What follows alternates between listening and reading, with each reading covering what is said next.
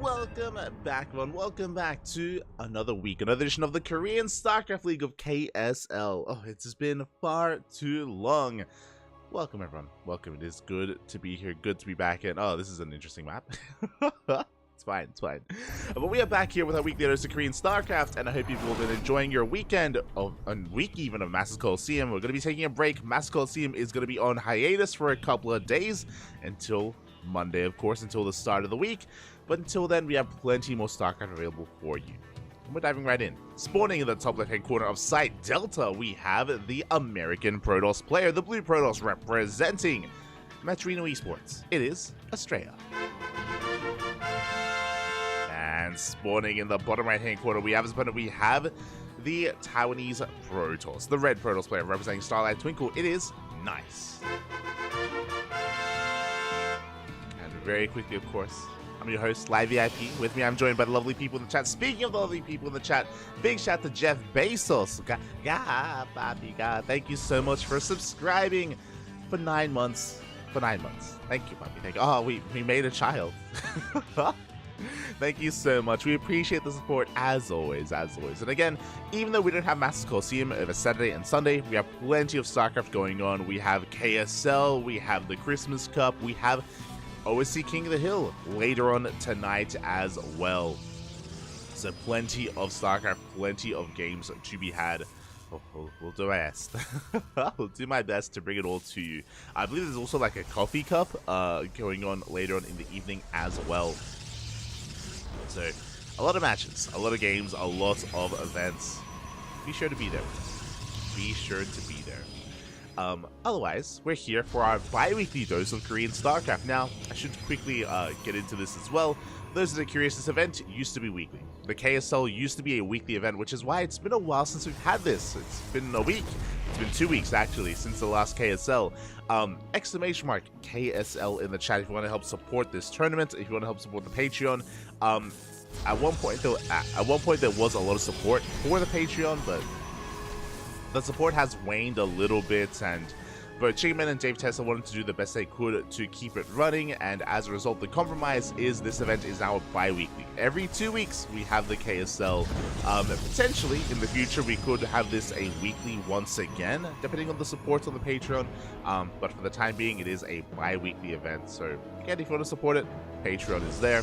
Otherwise, this event will still be here every 2 weeks, here and ready for you on the Ducklings back. And on every other channel, you know, there's other casters like Dave Testa, Chicken Man, Steadfast, and I'm sure many others.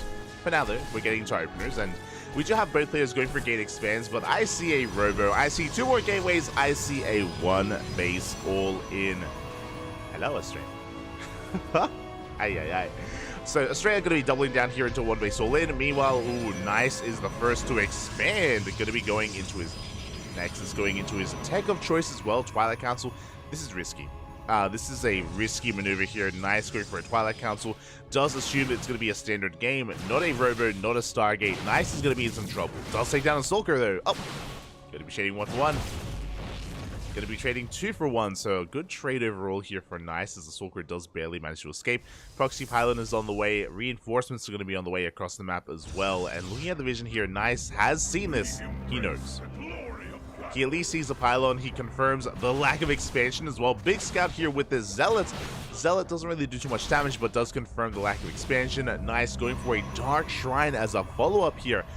I like this. I think this is really creative as a way to defend. What are the chances that your opponent has detection? Well, they have a Robo because it's a 1 base all in, so they have access to detection, but DTs could help defend. So again, we've taken our roles here. Basically, Nice going to be the defender, Australia going to be the aggressor here. As we fully wall off that natural base. Second Pylon as well to keep everything powered. We have 1 shield, but we have an overcharge. But of course, Australia could always just try to pick up and go into the main base instead with that War Prism. He can bypass this army. Speaking of, looking to be the case here. We haven't actually seen the defenses yet, but again, Australia I'm sure is aware that he can bypass it. As we're just waiting for that Dark Shrine to finish up. DTs would keep Nice alive, but again, from there we could just back off. We could just get detection. We'll see if Australia does commit here. And so now we have to. There we go, pushing up the ramp, and there we go. The DCs are being worked in. In the face of Australia, he does see, he does know. The DCs arrive just in time, forcing this army back. 1, 2 Stalkers go down. And just like that, the Observer is on the way back at home. And this is going to buy so much time to Nice. Another big warp in of the Stalkers. We do have the first Observer arriving just in time. From here, we can just go straight to the main. We can head into the main base. Nice does see, does respond. But Nice doesn't really have the numbers to actually work here. As we do just rally on into the main base. The boys, they have to be pulled. The boys are being pulled. Probes are going to be going down. Economic damage is being dealt. And a lot of hits are coming in at the same time across the map. We do have a DT trying to knock down this wall, but we have defenders defending reinforcements back at home. 9 probes go down, and DTs will be dealt with. And Estrella, he can keep this all in going. Where's the shield battery in the main base? There is none. The shield battery's still on the way. Still on the way. The robo finishes up. The Immortal arrives just in time, but do we have the numbers? It's going to be close. It is going to be close here as up. Another Stalker goes down. We go for another warp of reinforcing Stalkers. Shield battery finishes up just in time, but it goes down. The Immortal barely does survive. And Nice is going to be able to force this back. Just barely. Yes, Nice is losing probes, but he's on 2 bases. He can afford to lose workers. DTs, they come in from behind. Let's go. They come in from behind. Estrella bleeding out so many Stalkers. But Estrella still has another big warp in. We have 2 Immortals now here on the high ground. We have 2 shield batteries as well. Even if the gateway goes down, Nice, he's holding. He's holding back.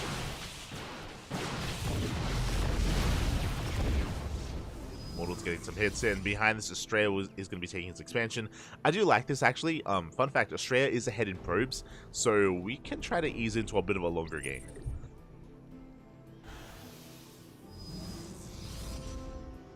We can try to get into a longer game here as the DT does waddle into the main. Has been spotted. Estrella is aware, but there's nothing in the main base. We got some SimCity buying a bit of time here. I'm loving the warp in as well. Good moves out of Estrella, but he will still lose probes. Oh, it's going to be 4 or 5 workers going down. At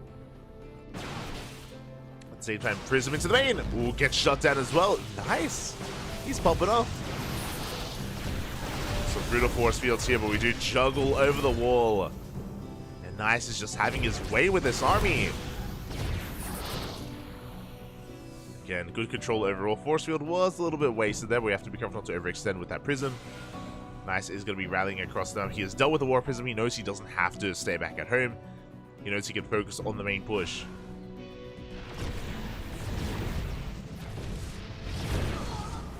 Stalkers have been revealed. Oh, sorry, Immortals have been revealed. The Prism is going to go down with the Immortal inside. A big overextension there by Nice, using both Immortals. Aye, aye, aye. Up until this point, I wanted to say that Nice was doing well for himself, but losing 2 Immortals like that is brutal. That is a big loss for Nice. And suddenly, any kind of advantage that he had isn't really there anymore. He's rebuilding his Warp Prism. He's trying to get back into Immortal production. Stalkers, they just walk into the natural base. Not going to get too much done here, though. And Estrella does waddle into the main. And as the dust does settle, Nice still has an economic lead. He's up in probes, he has a 3rd base on the way. Estrella 1 step behind with his own 3rd. Again, if it wasn't for those dead Immortals, I would say that Nice would be firmly ahead. With those dead Immortals now, it's still a little bit more up in the air. I'm going to give Nice the edge, but the army is in favor of Estrella. And it wouldn't have been if we had those Immortals.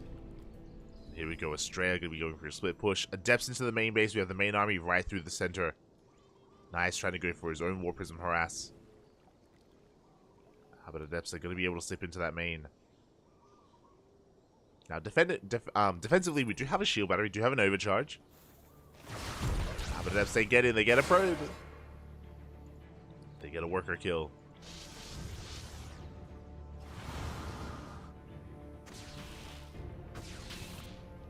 Be able to deny a lot of mining time here in the main base. We have an Immortal, and from here, yeah, Estrella, he can take a fight. Big force fields go down. Link is not done. Estrella, he catches one. He catches 2 of these Stalkers. Shield battery is going to be going down as well. We now have an overcharge, but a little bit too little, too late. 3rd base has been broken. Adepts, they drop into the main as well. Looks like Estrella is going to be losing workers back at home to these DTs. Damage is being dealt. Go for it. Send it, Pappy. Send it. 0 mining whatsoever. Estrella with no mining in the main base or the natural. He is all in.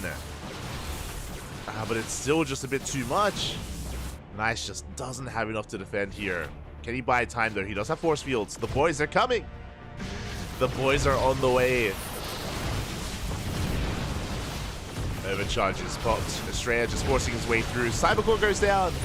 No more Stalkers. No more Adepts. Only Zealots could be warped in. We do have a good Concave. The Concave map. Nice. Can we hold on again? Everything else is going down across the map. No mining whatsoever. Probes racing back home. Australia has control of the main base, but we have DTs. True. We still have Dark Templar. Force Field's coming in clutch. Blink as well. 4 Nice barely holding on, getting another sentry. But the Immortals are still a problem. Yeah, we have to pull the boys here. And Nice, he's ahead in workers. He can afford to lose some workers. Good target firing out of Australia. Oh, barely does escape. There's a DT in the mix as well. There is a Dark Templar. And Nice, do we hold on? I think we do. We get an Immortal. We get 1. We get 2. Oh, Casito. And Australia, he barely has anything remaining here. Still long distance mining. Still losing everything in the main base. Oh, we go for the dive. The Prism. The War Prism is 1 shot away. No. Prism survives. You can see Nice, he has a massive amount of bank here. He's been trying to warp in some depths. He's been trying to warp in Stalkers. We need... I mean, Zelts is all we can really warp in. Nice cannot spend his money. Even getting a bit supply blocked. That Immortal is taking a lot of damage here. Barely does survive. We're back to mining. We are back to mining back at home. Australia mining on 1 base is going to be depowering everything in the main base. No gateways. And it looks like there's too much here. GG gets called. We cannot handle this army, and Australia will take game number 1. GG. GG, well played. Shout out to Nice, by the way, though. Again, like, oh my god. I imagine this game, but with a couple of Immortals. You know, if Nice, if he was able to retain that army, retain those units, Nice would have been in a pretty damn good position. But a bit of a slip up there. Did end up losing them, and as a result, Australia does take the game. Does take the game. Up until that point, I would have, again, like, Nice was actually looking pretty damn good, which is impressive. Like, I do kind of rate Australia higher than Nice nowadays. So to see Nice making Australia sweat that hard, it was impressive. Impressive to see. GG, and I'm hoping we can have an ace match. I'm hoping we can go back and forth here.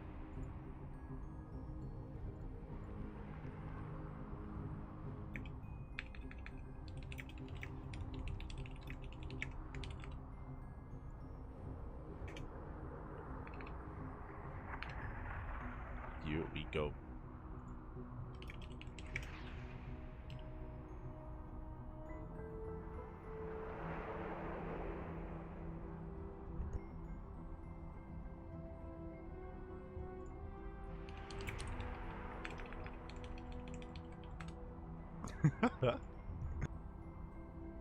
Here we go, as we are getting into game number 2.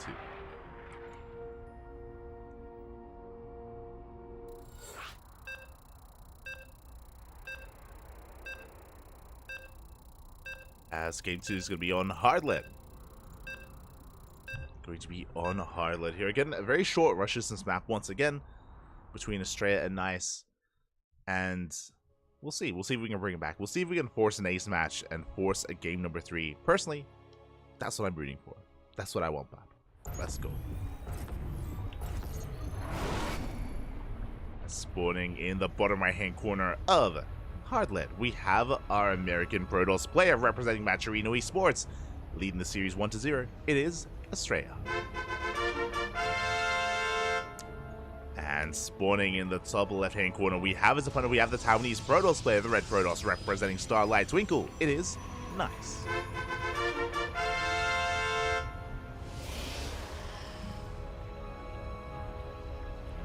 Here we go.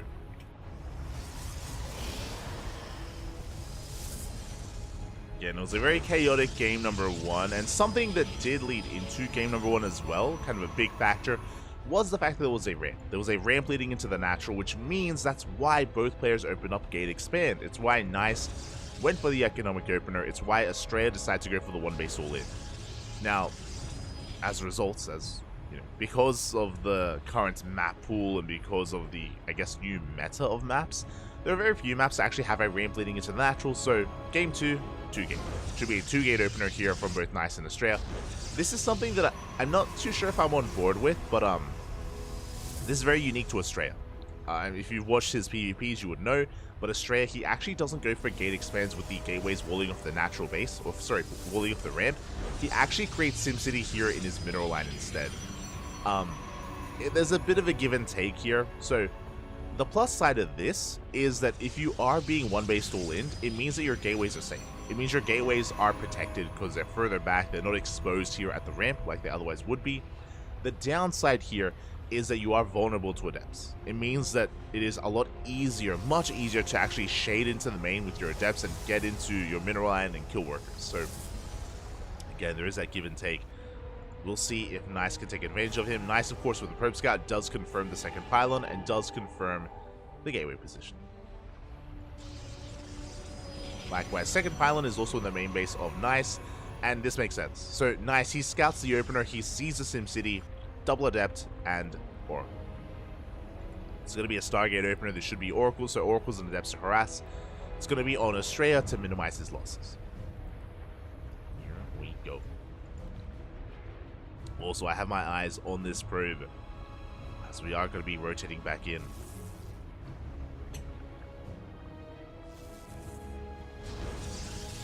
Likewise, Estrella just going to be going for a 2-gate opener into an expand. So very economic opener here by Estrella. Very aggressive at a Nice. It's not all in by any means, and I love this pylon here from Estrella is going to get eyes on the Oracle that's on the way. Just to confirm. Ooh, we let it finish. I'm not too sure about that, but it's a one base all in.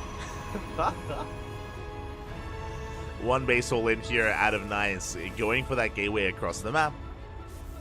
Is not going to be expanding and is going to be committing instead. Meanwhile, you can see Estrella just setting up a wall here on top of the high ground. He has a shield battery, he has a Stargate. Adept's going to be threatening a shade.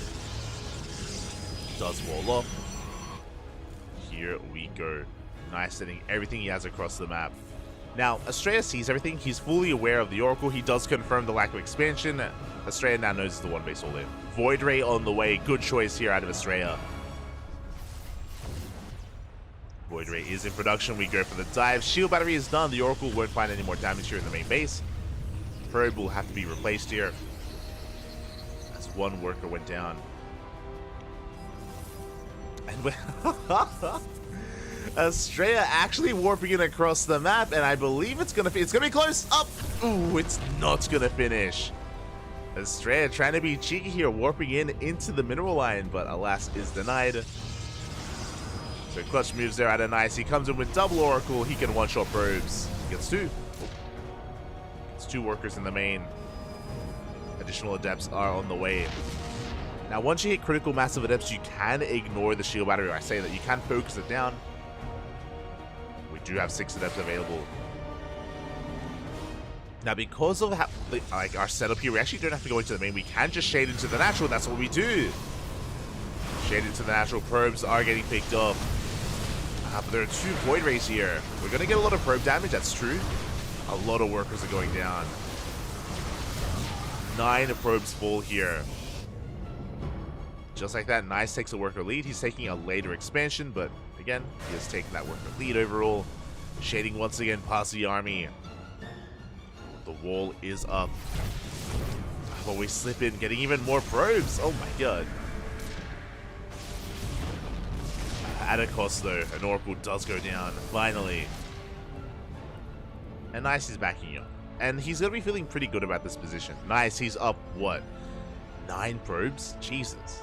He's up heavily here in the workers, but he's forcing a counterattack. Estrella sending everything across the map here. 3 Void Rays, Stalkers, he's got the War Prism to reinforce.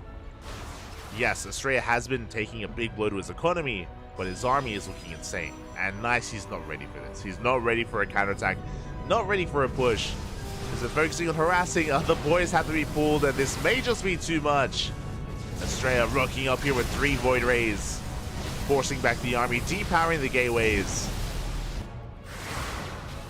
Nice, basically going for a base trade. Going for the base trade at this point, trying to force his way up into the main.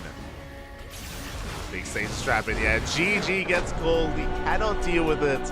And Estrella will take the series 2-0. GG. GG, well played. Estrella just doing a decent job at building up his army. Was struggling to hold on to his workers, but he wasn't struggling to build up that Void Ray count, build up that Stalker count, and eventually just move out across the map. Estrella would have made a mistake there if he were to stay back at home to defend, just because it would have given Nice the opportunity to actually make use of his economic lead. Estrella was kind of forced all in, basically. Because he lost so many probes, like, he had to go for a counterattack. If he stayed at home, he would have lost from there, or he would have been at a deficit. He would have fallen behind. And with that, Estrella does take the series, does advance on in the tournament. And we can take this moment to have a look at the bracket. Exclamation mark B. Exclamation mark B in the chat if you guys want to have a look at the bracket yourselves.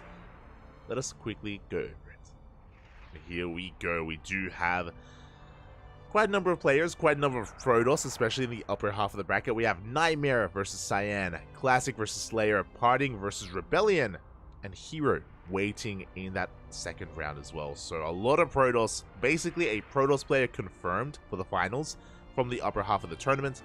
That's a lot of Protoss up there, and who's going to be the best Protoss to advance on? You know, it's going to be between Hero, Classic, maybe Parting. I haven't seen too much of Parting's PvP recently, so there's potential. There's potential there to see how things do turn out. Scrolling down a little bit further, we have our half of the bracket. Estrella took down Nice 2-0. Estrella, he's going up against Dark. Dark versus Estrella is up next here on the channel. Let's go. Let us go.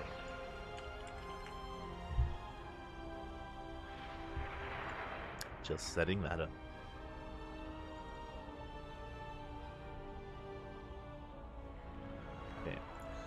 Likewise, we also have Beyond versus Parkorian, as well as Creator getting the walkover over Honmono, and Classic just toward Slayer. So there we go. We have Classic versus Parting, we have Dark versus Estrella, Creator waiting for either Beyond or Parkorian as well in the next round.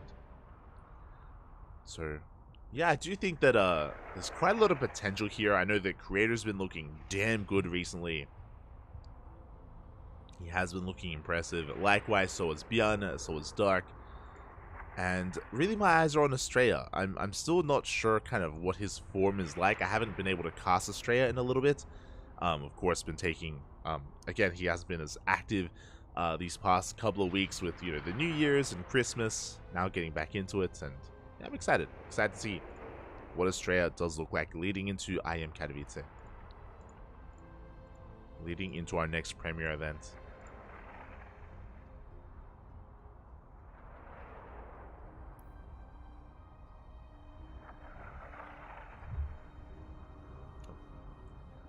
Here we go. I'm looking like a... Let's go, Poppy. Let's go. Like a champ. I'm ready for it. I'm ready for it. Show us your EVP. Your PVZ. Estrella. But yeah, we're going to be following Estrella here into Dark. I'm excited. I'm excited.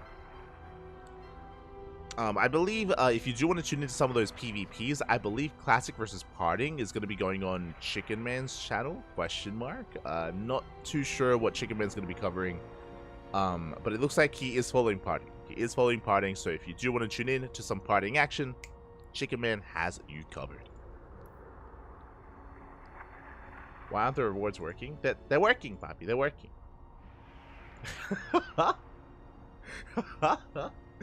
Oh, that's currently inactive. That's not how that works. Estrella. Ay.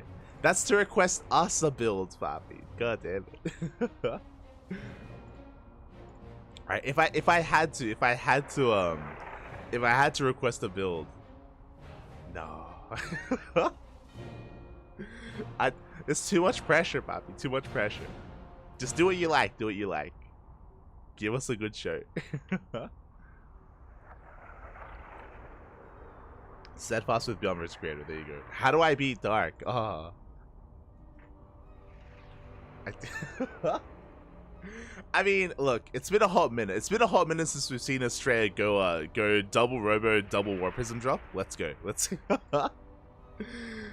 I believe, is there a name for it? Is there a name for it? The double robo, double quadruple quadruple disruptor drop at the same time. I want to say someone coined it earlier. Destroy his buildings. There you go.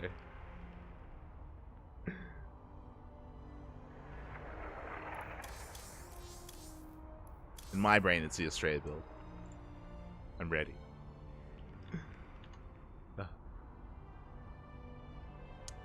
But yeah, it looks like all around one has wrapped up.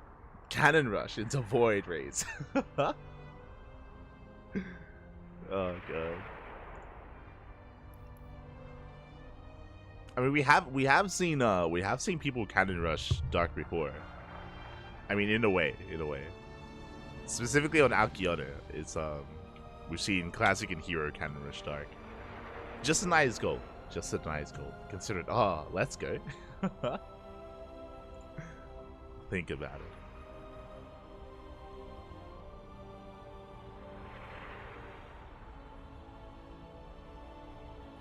Did it work? It worked just to deny the gold base. Just because Dark is very fond. He's very fond of taking the gold on Alkione. So Hero and Dark, they're very quick to actually scout that into cannon rush. But it's like it's not committed. It's a gate forge. Just to get into a longer game. Not to kill. Don't misinterpret. Don't misunderstand.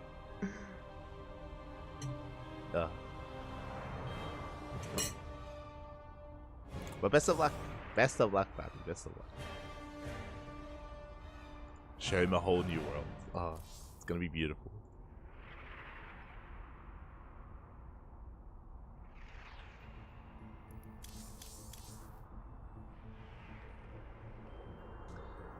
But yeah, cool to see that our casters have been spreading out between our matches here. Oh, just waiting for Doctor Sword. Okay, it's all good. all good. It's all good.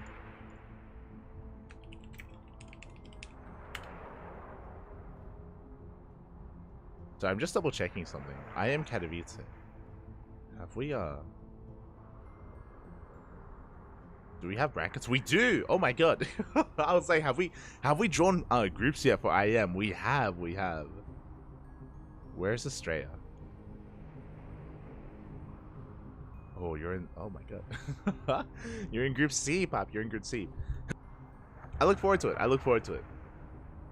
hope we're able to meet up. I hope we're able to meet, Pop. I hope so. Those that are curious, I'm fortunate. I'm fortunate that I'm going to Poland, going to IM at the end of the month. I'll be there, Pop. I'll be there. Look forward to meeting up with everyone. I still have to like send out some messages. I have to figure out who's gonna be there, who's being there, Pop.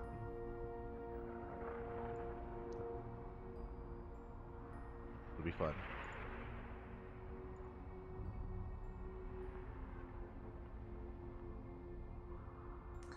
But hopefully Dark does rock up. Looks like he's a little bit MIA. He's coming.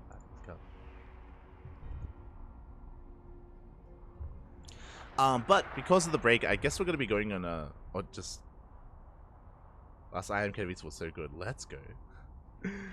I was gonna say that because we're still waiting for our players, because we're still waiting for Dark to show up, we're gonna be going on a short break. Here. I need some water. I'm like parched right now. Gonna be going on a short break. When we return, we'll have some more StarCraft for you. We'll have some StarCraft. We'll see you soon.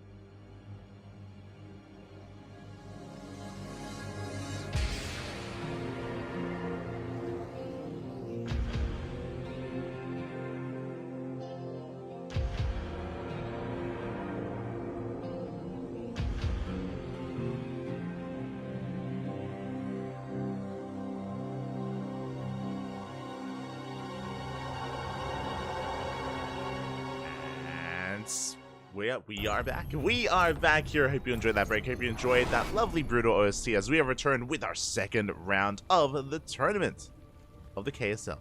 And spawning in the top left-hand corner of Oceanborn, we have the red Zerga player representing CranKy Z Game. Oh god damn it. My apologies. We have a red Zerg player currently teamless. I'm so used to saying it. It's even a part of his name. Currently teamless. It is Dark. I'll fix it. And spawning in the bottom right hand corner, we have our American Protoss player playing from the land of the Americas, not from Korea. Let's go. Representing Matcherino Esports, it is Estrella. Playing from America, papi, America. Great to see him here competing tonight. Yeah, playing on high ping as well. Oh my god. Brave. Bold. Beautiful. We are selling on in. Oh no. Papi. Is there Estrella?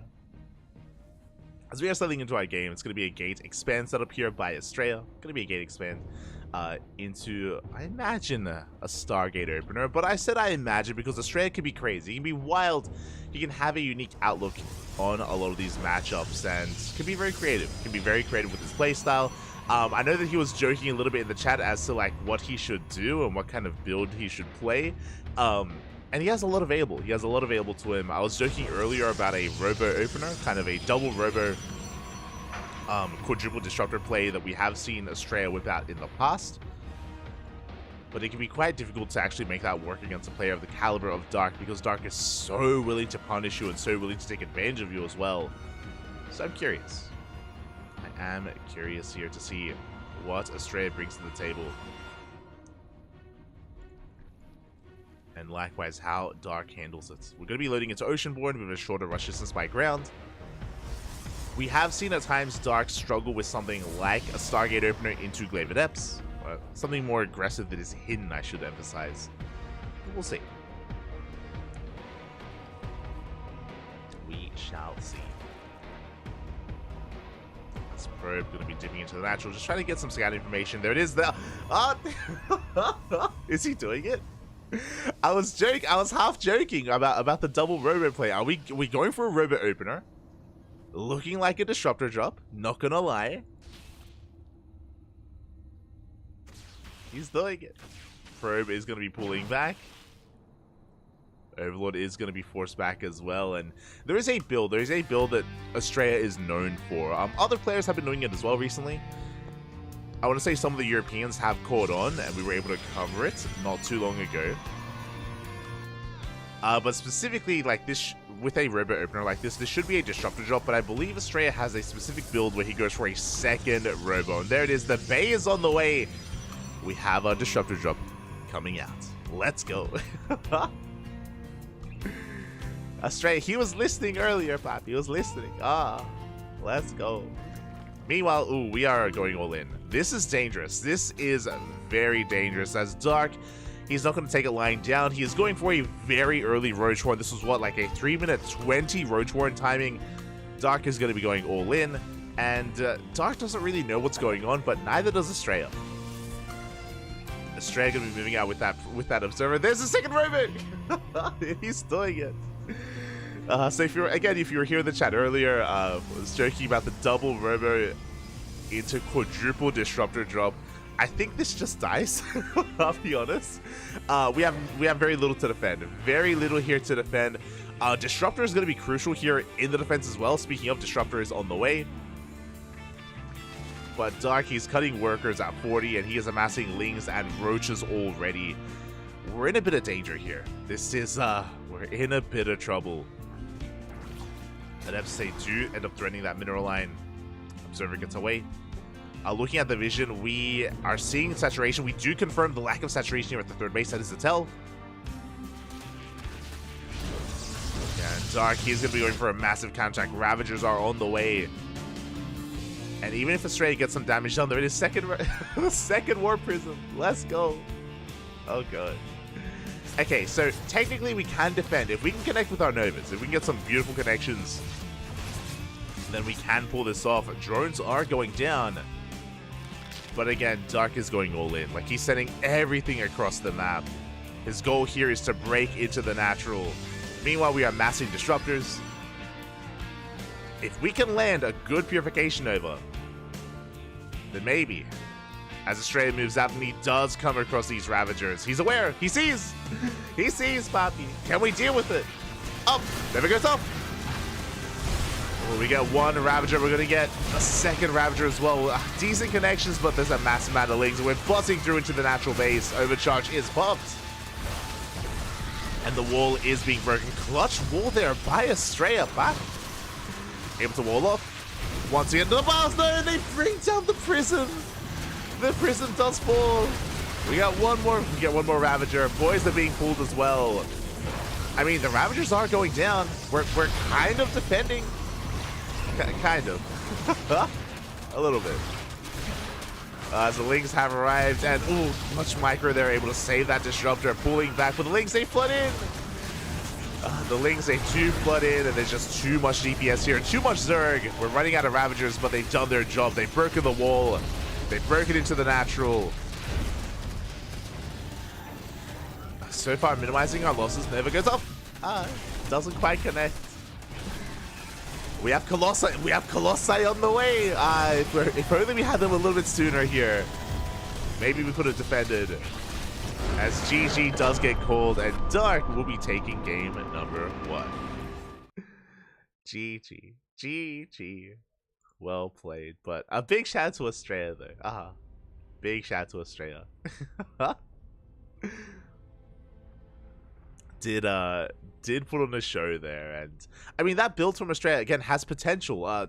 To kind of reiterate, like I know it looked like a little bit memey, it looked like a little bit crazy, but we have seen a player like Australia come in and pull his opponent apart with the micro, with the control that it takes to actually control 2 disruptors with 2 Warp Prisms, 4 disruptors at a time, and just pull apart his opponent and get into the mineral line and just pick away at the army.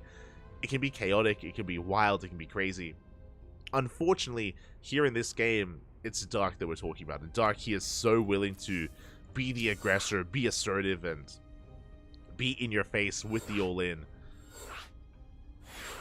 And as a result, that's where something like even a regular War Prism opener, even a regular just single Robo opener, can struggle as well, just with the sheer amount of Ravagers and Lings that are available. Can be difficult to keep up with.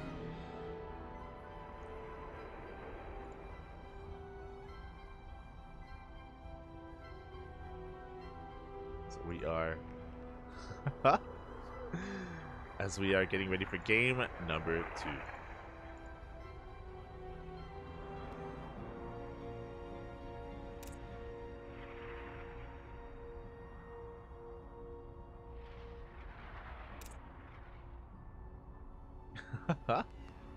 Oh, Dark, he's wishing Australia luck in IEM. Wishing him luck.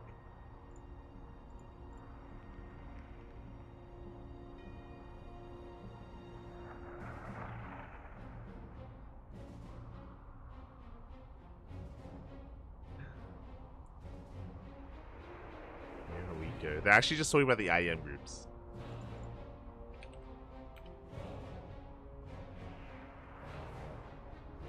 Talking about the IEM groups. Australia can make it out of the group. I want to believe. I want to believe he can. Let's go. I do want to believe. We are just getting things ready. Again, IEM, it's in what, 2 weeks? 3 weeks? Jesus. Crazy.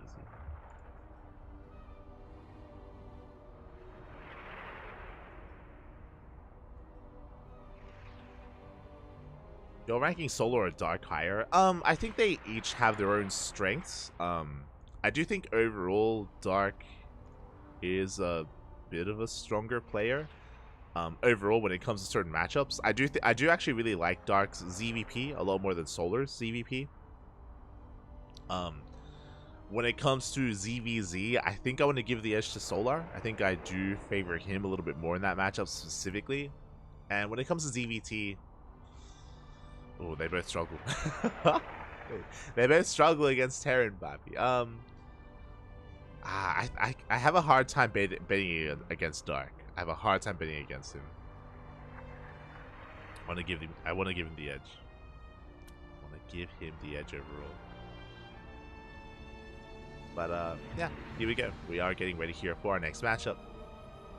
For game number 2. Lobby has been made. It's going to be on Alkione. Again, we're just waiting for some of our lovely casters to file on in and to join us. Just waiting for our casters.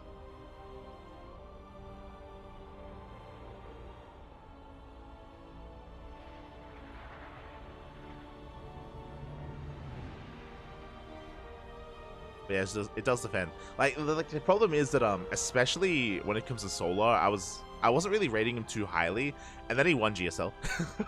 and then Solar, he won the most recent season of GSL. It's like, oh my god. And then it was right after that where Solar just like had his way with Cyril as well in WTL, or even just before that. So yeah, Solar has been having his moments. Definitely having his moments here. But we'll see. We'll see kind of how everyone looks leading into IEM. I do know that especially, you know, after the holidays, a lot of players are, you know, getting back into the practice regimens of getting back into form, getting back into shape.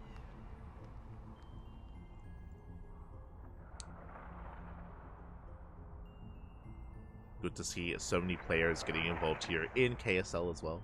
Do appreciate it.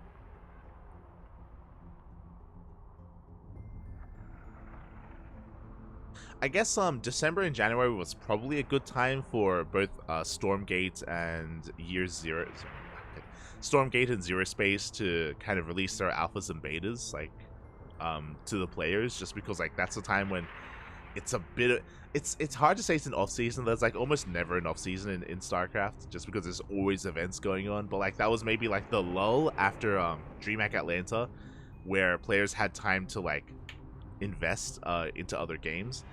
But now, bam, straight back into it because, you know, IM is in less than a month. We all gotta come back.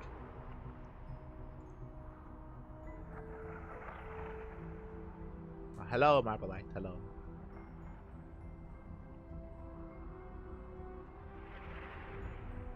Don't try and talk Solar down. Yeah. Of course. Of course.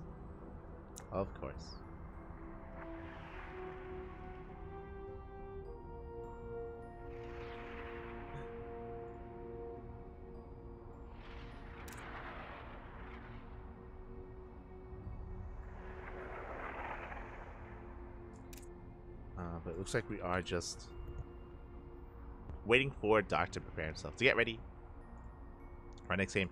I don't think we have any updates yet. The entirety of the second round is still ongoing. As a reminder, the winner of this series faces off against Beyond in the next round, or Creator, Beyond or Creator. We did, of course, cast Creator recently against Gumiho. It was a pretty damn good series. It was amazing. Went all the way to the ace match.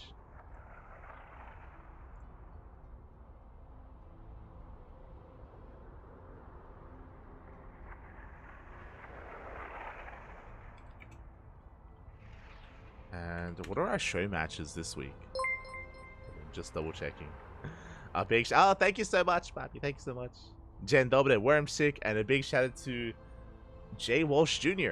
Thank you for subscribing for the first time with Tier 1. Thank you. Hope you enjoy the broadcast. Hope you enjoy the content. If you want some other benefits, join our Discord. Discord in the chat. You can gain replay packs. We do share replays to all our subscribers. And you can gain them as well. So if you want to, you know, learn and maybe even watch players like Cyril and Rainer and Dark and Solar and all these other guys, then yeah, we do share replay packs over on our Discord. Otherwise, thank you so much. As we're getting into game number 2. Not gonna lie, I'm still waking up. I'm still waking up here. I woke up like half an hour before the cast, and I was to quickly get some food, get some water, dive into this. And here we go. Spawning in the top right-hand corner of Alkione, we have our South Korean Zerg player. Oh my god! Going for a 12 pool. Our South Korean Zerg player, representing himself, he is currently teamless. So he is Dark. There's that 12 pool, and spawning in the bottom left-hand corner, we have his opponent. We have the American Protoss player representing Matcherino Esports. It is Estrella. Now, this is a bold move. This is a bold move out of Dark, going for a 12 pool, especially because the rush distance by ground is long. It's a long rush distance by ground here, specifically on this map, on Alkione, because this is a much more macro-oriented map, so this is pretty crazy. This is... oh my... Nexus first? Happy. Oh my god. I am a little bit concerned now. So Estrella is going for a Nexus first. This is not really... I mean, I said it's not a thing. It's a very greedy thing to do, as I just mentioned. So it all comes down to the map. Remember, because of the map, it makes sense to be greedy like this. This is the map where a Terran player goes CC first, where a Protoss player could try to go Nexus first like this, or even a 15-15 from the side of Zerg. This is where you can be greedy. We're going for a gate into Forge. We spoke about it. Estrella, he's checking the goal base to see if there is going to be a hatchery. There is not, though. We do pull back. Lings are on the way. It was a 12 pool. I'm a little bit concerned, though, because here we go. Lings are moving out across the map already. Nothing is prepared. No, it's... oh, I feel so bad. The game ends. The game is over. A 12 pool, Papi. It's a 12 pool. GG gets called, and Dark will take the series 2-0. GG. Oh my god, that is so unlucky. That was so unfortunate. GG, well played. I feel so bad. Dark will take the series 2-0. GG. The Mayan Games, Papi, the Mayan Games. Big shout out to Estrella, by the way. Big shout out to Estrella for dropping by, for taking our build suggestions as well. And didn't quite work out here, but much love. Much love nonetheless. Feels bad, man. As we're going to be getting into game number 2, of course. Sorry, as we're going to be getting into our next matchup, and we're going to be following Dark into the next round, where he already has an opponent ready and waiting. But yeah, my condolences to Estrella, and again, a big shout out as well. I appreciate the builds, but Dark was hyper aggressive this series. Like, for game 1 to go for a Roach Hole in, here in game 2 to go for a 12 pool as well, just blindly. Yeah, really really good stuff, really aggressive stuff out of Dark, and able to be in the driver's seat for this series. Able to be in the driver's seat here as we are getting ready for our next series, making sure we don't get left behind.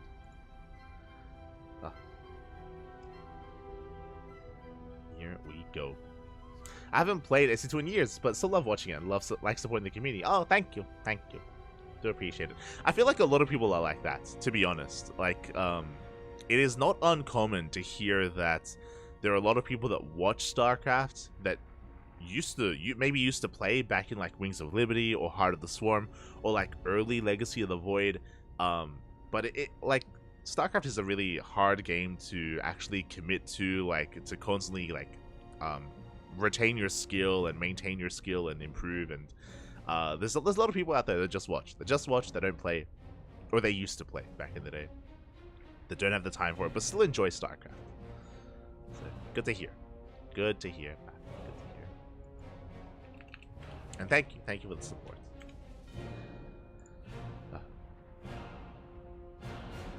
As we are getting ready here for our next series, vetoes are underway. Vetoes are underway. Dark versus Beyond coming up next. 5 a.m. here. Oh my god, Wormstick, you're an animal. You're an animal. 5 a.m.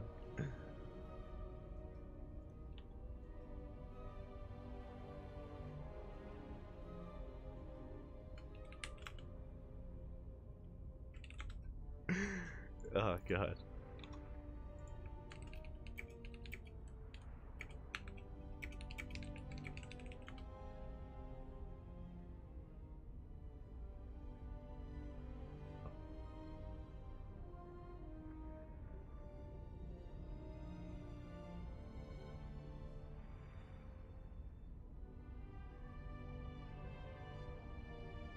As yeah, the videos are currently underway, and Dark vs. Beyond is going to be up next. Meanwhile, it looks like we don't have any other updates yet. It looks like Classic is still mid-series against Parting, and Hero is still mid-series against Nightmare. As we mentioned before, oh my god, we have a bit of an upset here. Nightmare, this just in, Nightmare just took down Hero 2-1. GG, oh my god. Again, Nightmare, he's a bit of a PvP sniper. We've seen him beat Hero before, we've seen him beat Classic before. By no means is Nightmare the favorite player, but we have seen him pop off from time to time, and big win for Nightmare, takes down Hero. And that just makes the upper bracket so up in the air here. I would have said that Hero would be the favorite player amongst all those Protosses, but suddenly, could be Nightmare, could be Classic, could be Parting even as well.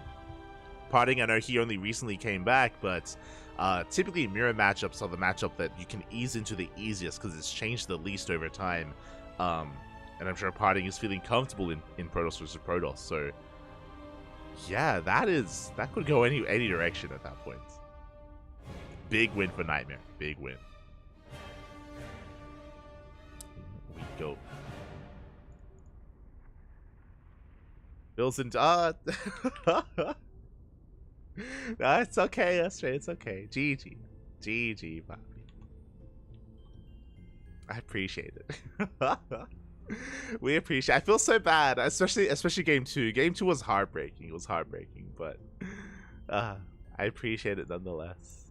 GG. Hope you're doing well. And I hope you're resting well as well. Look forward to seeing you at IM and cheering for you. GG. GG. Get some rest, Bobby. Get some rest. And I hope to see you in more events. I know that Dave Testa, fun fact, I think he's hosting an event tomorrow. There's like a coffee pod event or something that he is going to be running. So, worth checking out. Worth checking out. Are you in the bracket?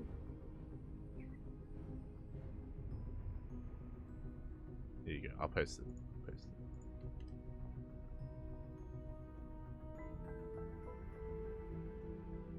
I believe there's a fun event going on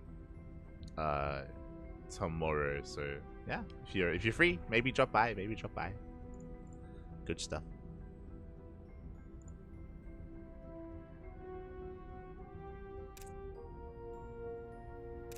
It's a skill issue. Dark felt feisty today. He's always feisty. Dark, he's always feisty.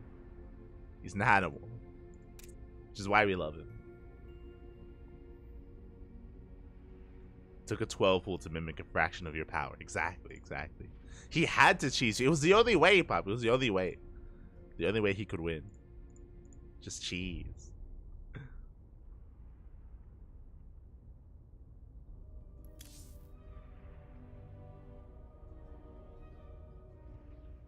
But yeah, I did just post an event in the chat. That's what we're going to be covering over the weekend as well. I believe on Sunday. I'm not too familiar with it, but shout out to Dave Testa, who's going to be hosting it. And did reach out if we wanted to cast it as well. We'll see. We'll see if we're able to. Our weekend is pretty busy. Got a lot going on.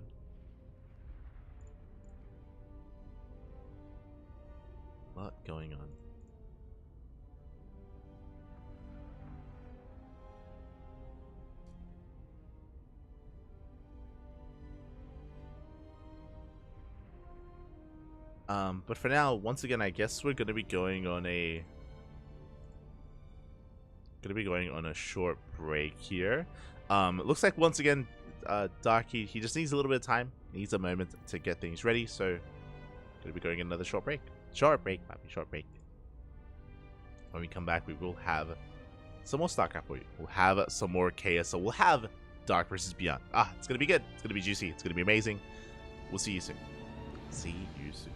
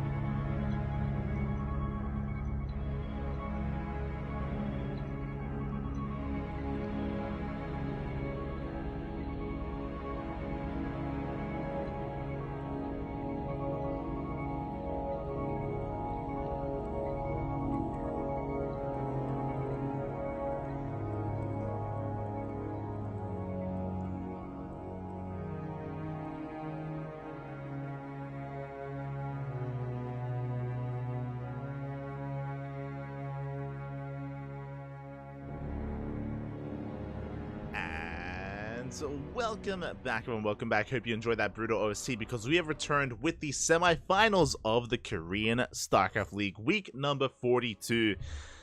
Oh boy, working our way here through the start of January, leading into IEM Katowice. Honestly, I think this is a really good event to get a read on the state of play of a lot of these players and what they are looking like leading into our next big premier event. And here we go, spawning in the top right hand corner of Alkyone, we have our South Korean Zerg player, the Red Zerg, representing himself, currently teamless. It is Dark. And spawning in the bottom left-hand corner, we have his opponent. We have the South Korean Terran player, the Blue Terran, representing Shopify Rebellion. It is Bian. Here we go. Our TVZ is upon us. Our semifinals has begun. When it comes to the upper semis, I believe that is also underway. I believe it is going to be Nightmare versus Classic. Classic did take down Parting, and Classic goes up against Nightmare to determine which Protoss player makes it to the grand finals. At least we have one of each race. We have one of each race currently in the semis. We got plenty of Protoss, we got our Terran, we have our Zerg as well. Is it going to be a PVT or a PVZ finals though? That is the question. As we do have our 2x Reaper opener here out of Bian. Meanwhile, I'm quickly setting this up, but if you're in the chat, predictions are soon to be open. Get your gamba going, Pat. Get your gamba going. Semi-finals. Dark versus Bian. Predictions will be open for a couple of minutes so you can place your bets on who you believe will make it through into those finals. Again, we just see Dark going for a hatch. Ooh, going gasless. Okay, this is what we spoke about. If you were here earlier during the Estrella series, I was talking about how very often players cut corners specifically on Alkyone. So again, the Nexus first did make sense in my mind from Estrella. Here we can see Dark doing something similar. Going for a hatch, pool, hatch opener. Gasless here from Dark. Very greedy, quite greedy here from our Zerg player. We'll see if we can get away with it as Bian is soon to be aggressive with his Reapers. So 2x Reaper here moving out across the map. Dark back at home will have Queens and Slow Links to defend. The downside here for Dark, as I'm sure he's talking about the build. I'm sure he's bringing it up. But the downside here is that Dark won't have link speed anytime soon, which means he won't have map control anytime soon. These Reapers will be able to wreak havoc here between the bases. They go straight for the drone. Oh! Ooh, quick spore there. We trapped the Reaper. No shot. Oh my god. Dark laughing in Bian's face. Question marks all around as we trap the first Reaper. Ay, ay, ay. Dark, you don't have to laugh at him so much. It's oh my god. But Bian, he has map control. It's gasless. Like, there's no link speed. There's nothing for Bian to worry about. He should have had control with his Reapers. And the first Reaper did go down. A big blunder for Bian. Ay, ay, ay. Just like that, Dark, he is looking quite comfortable. He's joining up happily. He's making queens. He's chilling. He's looking good right now. And Bian behind this, transitioning into a third CC. It's going to be a factory into a third CC before Starport. So a very economic follow-up here out of Bian. Looking at his units, he cut Reapers at 2. He wants a tumor. Oh. He wants a tumor, he will not get it. As Bian is being forced back. And Dark is stabilizing here on 3 bases. Again, Bian's follow-up is going to be quite a powerful one. It's going to be a 3cc 2-1-1. It is economic, that is true, but we're building up towards a drop play. We're building up towards a stim timing here with these Marines. As we'll be shutting down this Overlord, we'll be bringing it down eventually as we work towards Stim. Meanwhile, behind this makes a lot of sense. Oh, no shot! The second Reaper goes down to Slow Lings? Papi. Bian, a little bit distracted across the map, dealing with the Overlord. Second Reaper also falls. At least Dark didn't laugh this time. We're past the early game, we're getting into this. But what I was going to say is that because Dark went gasless, this is a very common follow-up to skip link speed. You skip link speed and you go straight into roaches instead. Your gases are late anyway, so may as well make use of your gas as efficiently as possible, going straight into roaches. So it's going to be roach play here out of Dark to begin with. This doesn't have to be like a roach all-in, doesn't have to be pure roach Ravager into Hydra. This could just be roaches Ravagers into Ling Bane in the mid-game. So this can kind of lead into a more standard direction, but for now, Dark making a way for 4 9 roaches. 9 roaches are coming out just to defend. We can apply a bit of pressure here, but it is going to be a Banshee follow-up. Very interesting. This is something that Maru does. This is something that Beyond mixes in as well. This is a 3cc 2-on-1. This should have been a reactor on that factory and an add-on swap into Medivacs. Medivacs is going to be delayed. Medivacs will be delayed. Helium production is delayed, all in favor of Banshee play. This is a really risky maneuver, but this is designed to catch the Zerg player off guard. Like, Dark, he knows about the 2-Rax opener. The last thing he's thinking is Banshees. That is why 0 spores. 0 spores already, because based on the build that he's seen, it makes sense to make Medivacs, not Cloak Banshees. So this is designed to catch his opponent completely off guard, and he will. Spores just now start, Cloak is activated, and Beyond goes to town here in the mineral line. Drones are going to be falling at the same time. Oh, the Marines get caught out. Stim is not done. Stim is still not done. A lot of Marines do go down here to the Roach Ravager. The Biles do miss, and overall, Beyond, his Marine army takes quite a bit of damage. He gets 4 drones across the map, and will be forced back. I was expecting a little bit more damage, but 4 workers is still pretty good. We get a 5th, and we can maybe get a 6th. There it is. 6 drones go down. We get a 7th. Oh my god. 8 workers. We went from 4 to 8 very quickly there. As this Banshee has paid for itself. Now, even though Beyond has had a hard time, even though he's had a pretty rough time with his Reapers in the beginning, or in the early game, pretty hard time with his Marine push, these Banshees, they're making up for it. We pick off a Ravager, we can pick off a second Ravager or some Roaches as well. Get really good movement here by Beyond. Really good pickoffs overall. And the game is going to be settling down. Beyond getting into his 3-base economy, working towards combat shields of 1-1, and now getting into his Medivacs. Again, his Medivacs have been delayed, which is why these Marines haven't really posed too much of a threat until now. It's very Beyond. Beyond, very often he moves out as the Medivacs are being pushed across the map. We should be boosting out to meet up with the Marines. So again, Sim is completed. Beyond going to be fighting for map control for control of the creep. Meanwhile, Dark, he's racing to a very fast infestation, but I'm curious. We have +1 range on the way. We're rushing into the hive. Are we going Roach Ravager into Hydra Lurker? Is that the plan here? Are we going to be getting into Lunker play? We have some safety infestors on the way. There's the Bane Nest. It is not going to be Hydras. It's not going to be Lurkers. We're going into Ling Bane. And with this fast hive, we can get into fast Vipers. Vipers will be on the horizon. Here we go. Double jump coming from the right-hand side. We do get on top of the hatchery. Oh! The base taking a lot of damage. But we'll be forced to pick up. Beyond picking up, heading towards the main base, keeping Dark busy, keeping him distracted. The Roach is lying in wait in the main base. So far, Dark is able to keep up. Behind this, 3 C...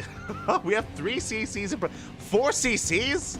Papi, calm down. 3 CCs on the way here for Beyond. Throwing down a massive amount of expansions here back at home. Trying to work through his bank. Beyond building up here on 3 bases. Still being active with his drop play, but hasn't really achieved too much. And this is what we were waiting for. Vipers. Vipers are in production. Now, Vipers are really the only anti-air that Dark has. That's why these Medivacs have been left alone. There's no Hydras, there's no Spire, there's no Mutas, there's no Corruptors. Parasitic Bombs are really what we have to deal with these Medivacs. And Abductions as well.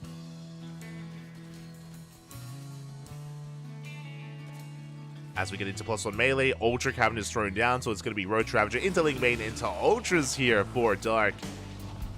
Vipers have arrived. They're going to be gathering up NG in the main base before dealing with this drop. And Dark, he's comfortably droning up here, droning up to 73, soon to be 80 workers. Gold base is up and running as well for Dark. The creep is looking strong.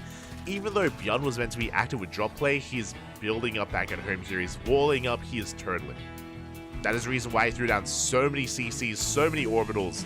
He's going to have a mass amount of mules available. There are the power bombs here on the Medivacs, forcing the drop play. Up, oh my god. Medivacs are so low. One full Medivac goes down, and the other will barely escape. But again, a good cleanup here by Dark.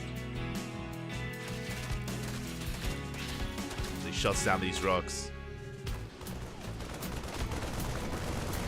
Beyond going to be committing here with the drop, trying to get as much value as he can here out of these Marines. Oh, good target firing. Very nice trade here by Beyond.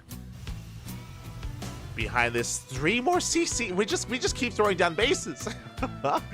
All the orbitals just keep throwing down orbital after orbital. But here comes the Mass League main of Dark. How many tanks do we have? We're out of position. The tanks are just now sieged. The tanks, they were not quite ready for this. And the Lings, they get on top of the tanks. They get on top of the army. And this is going to be a beautiful trade here for Dark. Takes down 21 SCVs in the mineral line. 3 tanks. And Dark, he's snowballing out of control at this point. That's a kill, not a cancel on the CC. Dark will be pulling back. But Beyond did take a massive blow. Now, what I will say is that, yes, Beyond, he lost 25 workers. He's still on 73. And look at all those mules. Again, because of all these orbitals that are on the way, Beyond, he can afford to lose some workers. It's okay. He can sustain some of these losses.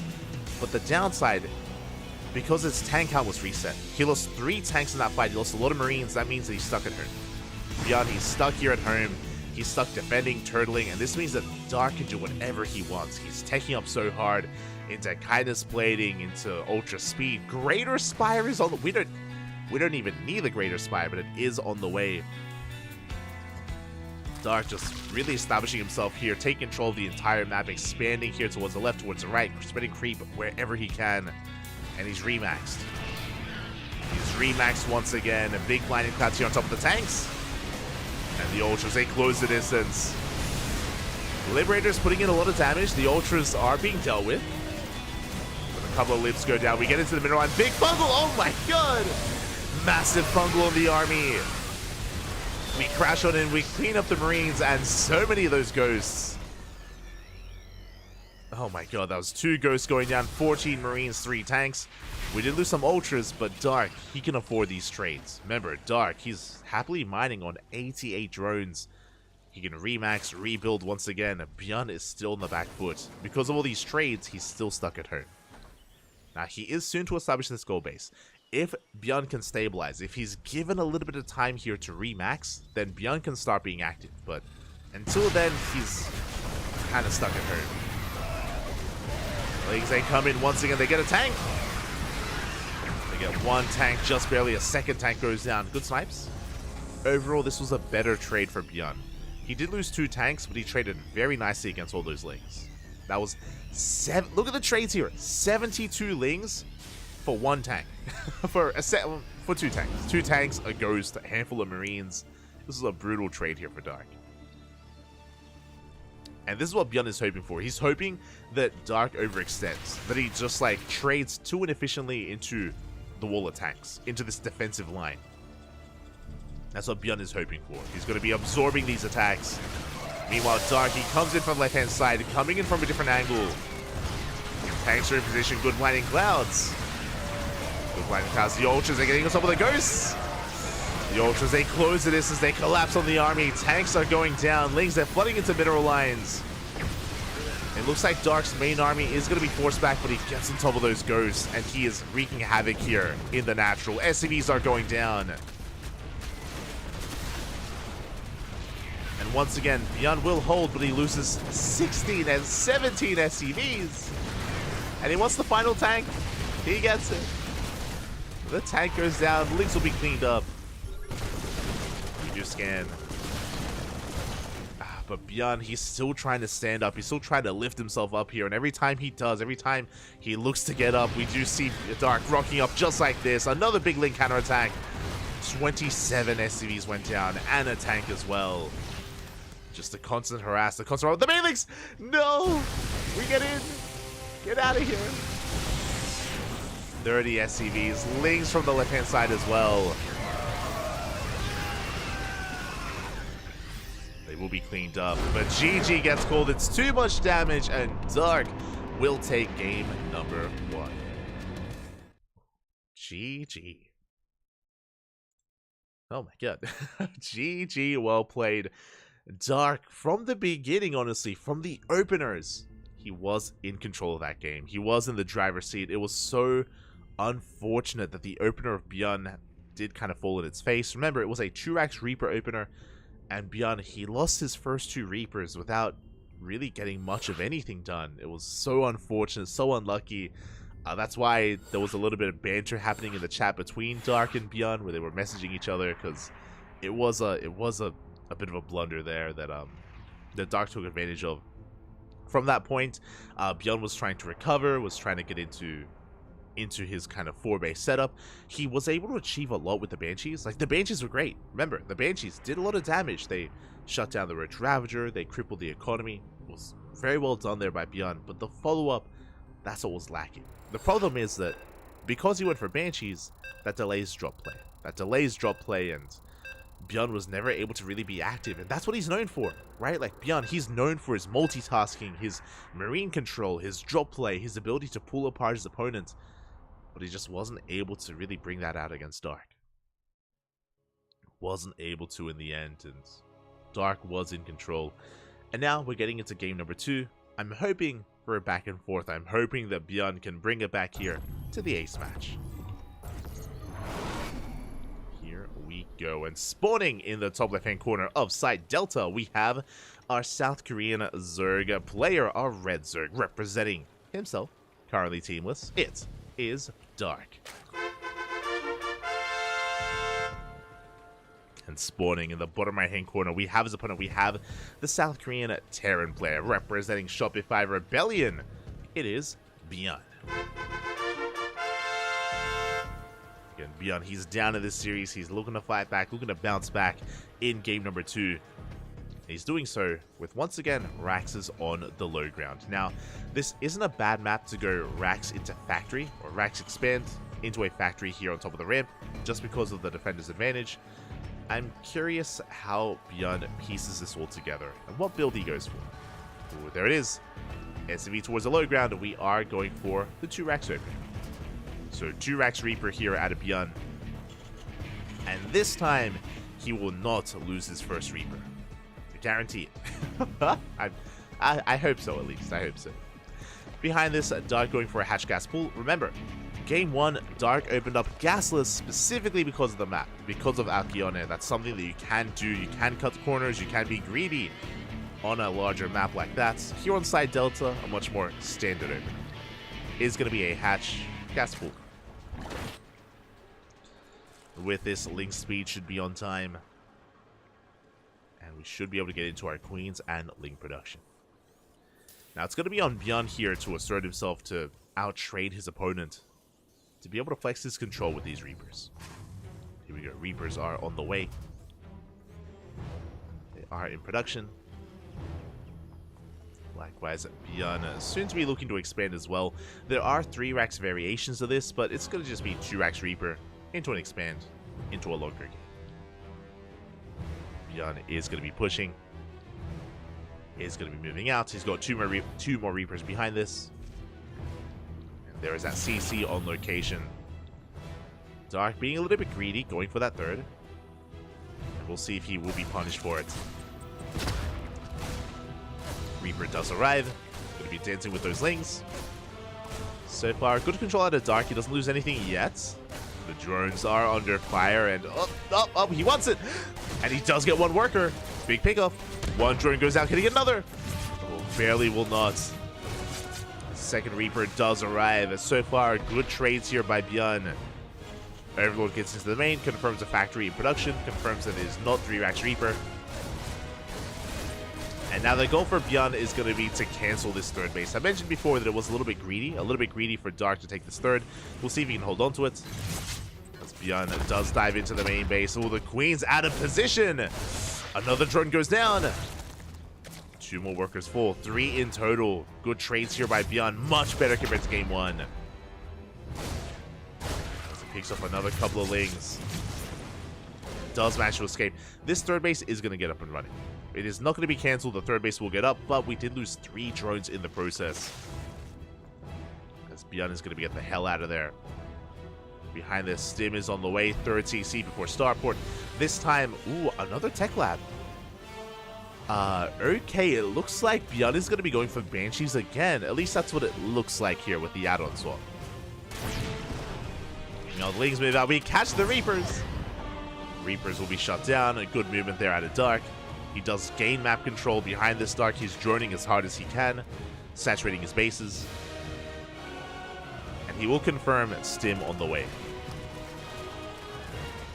There's only one Marine, so these Lings will be threatening this wall. They will threaten the wall, but we now have a second Marine up and running. And a third and a fourth. Behind this, there's the add-on swap going for Banshee play. Overlord is denied. We did get eyes on the third CC, but we did not get eyes on the Banshees. So, I'm not too fond of this choice. It is true that Banshees did do a lot of damage last game. That is true. But we already did this once in this series, which means that Dark is going to be thinking about this. This will be in the back of his mind. Will Dark throw down safety spores? Looking at his vision, again, he didn't see the add-ons, didn't see the production. He knows that there has to be a factory and a starport, but doesn't know if there's a reactor or a tech lab. So we'll see if Dark does throw down those safety spores. Remember, last game, the first Banshee killed 8 drones. 8 drones went down to the first Banshee. We'll see if Beyond can live up to that. Meanwhile, Lings are moving out. Threatening a counterattack. Beyond, though, is in position. 2 more E-bays are on the way for 1-1. Getting into our 2-1-1 setup. Medevacs now in production. Banshee is moving out. Now, if I'm not mistaken, okay, there is a big difference here. I do like this. This time, the Banshee is spotted. No Cloak. Cloak is not researched, and we only make 1 Banshee, so very light commitment to Banshee play here by Beyond. I'm sure he's hoping to force an overreaction. There we go, spores are on the way. And this is a bit of an overreaction because spores aren't necessary against 1 cloakless Banshee. So, really good mind games here out of Beyond. Really good mind games. Again, queens are in position. This is why spores aren't necessary, because we have plenty of queens and we have map control. Double drop is moving out. Banshee is going to be forced back. And Beyond this time is much more, or much faster, or much more quickly getting into this drop play. Getting into these medevacs. 3 more racks is behind this, getting to a 5 rack setup. Lings do go for a counterattack and they do bust in. Looks like 1 SCV goes down. A handful of Marines. We force back the drop as well. And that itself is worth it here for Dark. Forcing back the medevacs. Meanwhile, Dark building himself up here, getting a 4th base, joining up to 65. That is 3 base saturation, and we are working towards 1-1. It's going to be Ling Bane out of Dark, this time not Roach Ravager. Again, he didn't open up castles. Going to be straight up Ling Bane play. Beyond is now moving out. Remember, he does have Stim. He's going to be having combat shields as well. He has 1 tank with this army. Ooh, only a single tank. Risky move out here by Beyond. Good tank positioning, but again, there is only 1. I think he's going to be buying some time. Lings are amassing. Clutch transfuse as we do force out another Stim. 2 queens go down. We go for a surround. Ooh, and it looks like can we clean this up? We cannot. Up the Marines. We push in. The Marines, they barely break through, but no, they're being forced back. The tank's going to be going down as well. Barely to these reinforcements. And Dark will hold. Now, this wasn't the cleanest hold. Looking at the units lost up here. Okay. Beyond, he lost 18 Marines. He lost a tank for 59 Lings and 5 queens. That's a lot of queens. A lot of queens went down in that defense. I kind of want to say that was a good trade for Beyond. That was a good trade for Beyond overall. Remember, really, he only lost 1 tank. Marines, they're negligible. We can throw Marines away. Remaxing, rebuilding. And here comes the second wave. Bailing speed, still not done. And upon losing all those queens, Dark's position is that much more vulnerable here. Here we coming from behind. Tank is going to be going down. We got 1 tank, but the other does stand strong. Dark in a lot of trouble. He's in a lot of trouble right now. We have more Bailings on the way. Can we hold on? Can we survive? Up. The Bailings. Unable to keep up. Barely unable to. Lings coming from behind. They want the tank. They will not get it. Tank does survive. Another wave of reinforcements on the way. Beyond keeping the pressure up, and you can see that in the supply. Dark taking a massive supply lead here. That first fight did go well for Beyond. And Dark is struggling. There's far too much in the defense. Took too long to bring down the tank. And Beyond is looking to break Dark here and now. Looking to force that ace match. To force out game number 3. Good target firing here on the medevac. We have another surround. Tank is going to go down. The Bailey's they go straight for those Marines. So far, a good trade here from Dark. He cleans up the Marines. Not enough room. Not enough room in the medevac. And Beyond does get cleaned up. Behind this, Hydras are on the way. Dark is establishing this 4th base. Dark is behind in the economy. He's down in workers, desperately trying to keep up. Dark is still not out of the woods yet. Was another queen, another 2 queens go down. We are down to 6 queens here, and here comes another army towards the south, pushing towards the 5th. Dark still trying to stabilize. We're getting there. Up. Drop is going to be lifted. Drop of the main is denied as well. Again, it's barely alive here on 6 HP. Dark is stabilizing. Hive is on the way. Those are 2/2 upgrades. Creep is being respread. Once again, that medevac threatening a drop. Queens are rotating over. Infestors on the way. Infestors are a good way to come back as well, to lock down the army, land those fungals. And the game will stabilize. Now we have Beyond still with a better economy. Like, Beyond, he still has a better economy, which means he's going to be the first to max out. He's working on 3-3. Ghost Academy is on the way for Ghost Production for Hive Tech. 3 more orbitals as well to maintain our mules, our scans. Beyond is still in the driver's seat, but Dark, he's catching up. I feel like a lot of this is going to come down to the fungals. Things will be rolling on in. Up the mines. Decent mine connections. The lings are being cleaned up. Not the best engage there by Dark. The Bailings, they do finish up just in time. And Yun is going to back off. He sees the Bailing, sees the army, wants none of it. Going to be going for a drop here towards the south instead. Meanwhile, that medevac is still here in between the bases.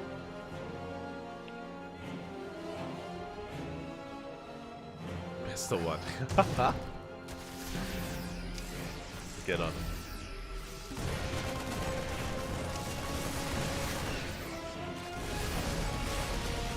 Good. Beyond pushing on through at the same time, dropping to the main base. We have a tri-pronged attack here out of Beyond. The main army is going to be pushed back, but at the same time, a Dune drop here at the 5th base, and this hatchery, it's going to go down. Infestor gets caught out.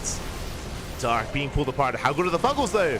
Oh, decent fungals, but where is the follow-up? It's not good enough. Ooh, does get a full medevac. Dropping the main base does get cleaned up. But Dark, he lost the 5th.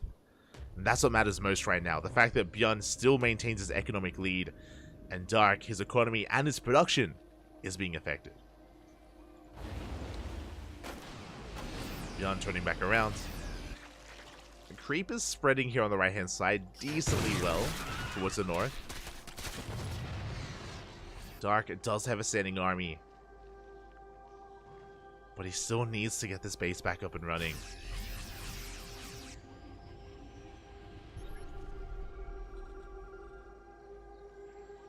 Here we go.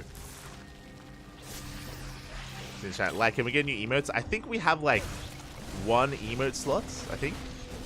Don't really have much.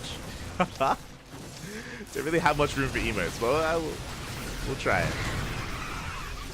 Okay, mine shot's gonna be going up.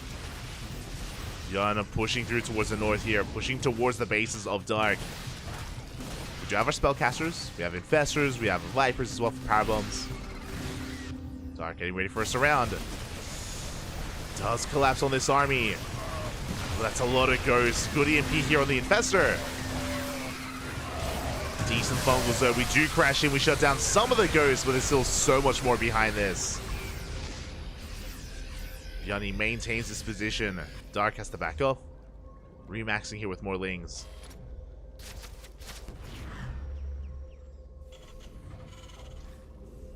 Beyond still looking quite comfortable behind this. Then we have Lunkers on the way. It's going to be Ling Bane into Hydro Lurker Viper. We're getting there. God, that's a lot of infestors. that's a lot of fungal potential. And really, this is, again, just keeping Dark alive. Like, he has almost no creep on the map. Like, that's just how aggressive Beyond has been. How much room, room he's been gaining here. Ground has been gaining. Darky's trading water. You can also see that Darky hasn't been able to touch the economy. Like, he hasn't been able to go for Ling run-bys or Baneling counterattacks, all because of just these rough trades. The Infestors, no! Speaking of rough trades, an Infestor goes down. 2 Infestors go down. Losses that Dark cannot afford. Speaking of another Infestor, no! We do land a fungal, but there's no follow-up here. As Beyond, he can just tank the fungal. Might just go off another oh my god, we've lost like 4 Infestors over the past couple of seconds. Base is denied. And Beyond just trading so well here. And Dark, his win condition or his way out of this is to get into Lurker play. The Lurkers will slow the game down and will force out Liberators. The problem is that Liberators are already in production. We already have 2 starports reactored. Liberators are on the way. Do we have a Fusion Core? We do. Fusion Core is done. Soon to be Liberator range. And Beyond, he's getting into Bio-Lib, which is what he needs against those Lurkers. Ghost Lib, basically. Dark is remaxing. Dark is still looking for a big fight. I'm loving the bird infestors. Fungal does graze the army. Up! Catch the ghost! Big pickup. 3 ghosts go down. Very nicely done. See Beyond pushing forward once again, clearing up a lot of creep. Dark likewise collapsing in this position. Oh, but this is a rough trade. Oh my god! A rough trade for Dark. He takes 3 Widow Mines to the face. Into Liberation Zones as well. The freedom is here, and Beyond is trading beautifully. Does connect with 1 fungal, but there's not enough on the ground. There's not enough to follow up. And Dark, he's being broken on both fronts. Snipe's going to be going up. We can kite back here to the mines. Not quite going to be going up here, but again, Beyond, he's snowballing out of control. He's breaking through, getting to another base. Trading so efficiently. Snipes go off as well. We lose even more Infestors. And GG gets called. It's just too much. Beyond, he gets out of control, and Beyond ties up the series 1-1. GG. GG, well played. Again, Beyond, he was in control of almost this entire game from the get-go. Just applying so much pressure. Basically, since the first push. The first push of Beyond did so much damage. Beyond, he was able to... Remember, he killed, what was it? 5 queens? It was 5 queens and 65 lings. It was an insane trade for Beyond. And from that moment, Dark was on the back foot. He was behind.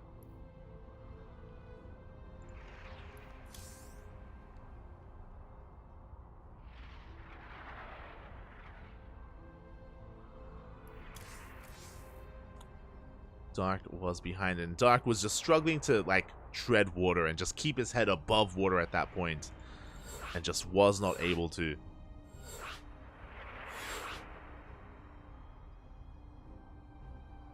Was not able to. Got close. I do like that that Dark was working towards Infestors, prioritizing Spellcasters. That is a good way to trade efficiently, but he wasn't able to stabilize his economy, wasn't able to get into Lurker production either. Dark was just 1 step behind. And with that, we're tied up. We're going to the ace match. We're going all the way here to game number 3. Let's go.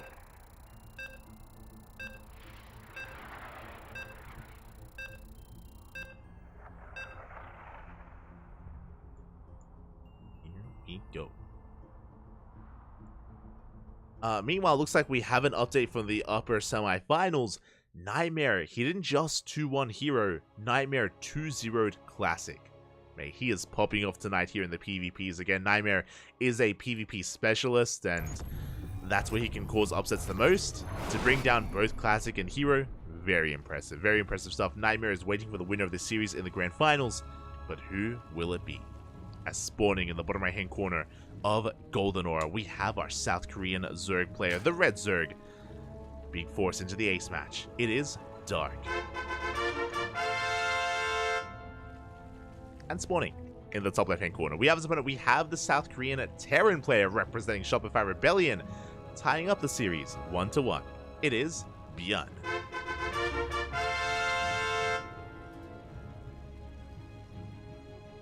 Here we go.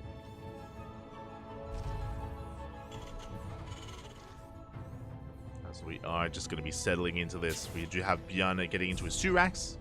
Going to be getting into 2 racks Reaper once again. And I'm curious if Dark is willing to go gasless here on Golden Aura. It's something that he has done in the past. Will he do it again? Will he do it again here? As there's that second racks here for Byun. And Dark is going hatch gas pool. Standard opener. Standard opener out of Dark. Not going to be spicing it up here.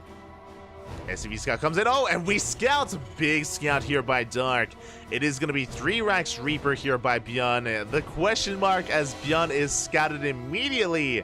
And Dark is fully aware of what's going on. Boys are being pulled and we will shut this racks down. Again, really nice scouting here out of Dark. And Byun does do this quite often here on Golden Aura. He is known for going 3 racks Reaper. With the arrival of these drones, the SCV is going to be forced back. Reapers are on the way.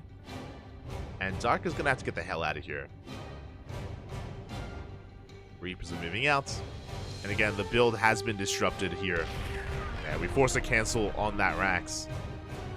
But we can still commit. We can still commit here to 2 racks Reaper. Reapers are moving out. Dark will have to get ready back at home. Getting straight to his 3rd CC. A 3rd hatchery even. Gas being taken. Oh my god. Oh, the trap! The drone does go down. Big pick off there by Byun. Lings are late. Queen is being delayed. And do we get the Reaper? We do not. Reaper does escape. Reaper does barely get the hell out of there. We get eyes on the 3rd base, and Byun is expanding behind. This is a late transition, a late expansion out of Byun because of the failed racks. Bear that in mind. And Byun going for a 3rd CC before factory. Oh my god. Very greedy.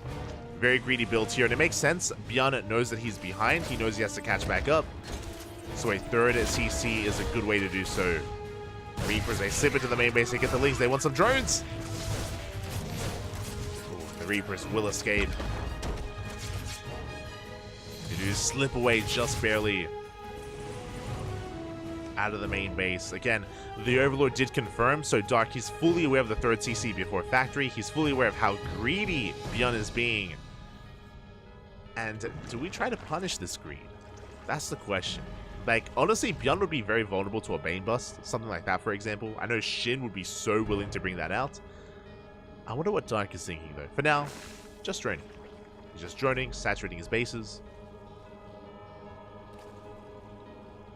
Oh, the Reapers, they do slip by. They get another drone, and they do manage to escape. This is becoming a bit too much. Oh.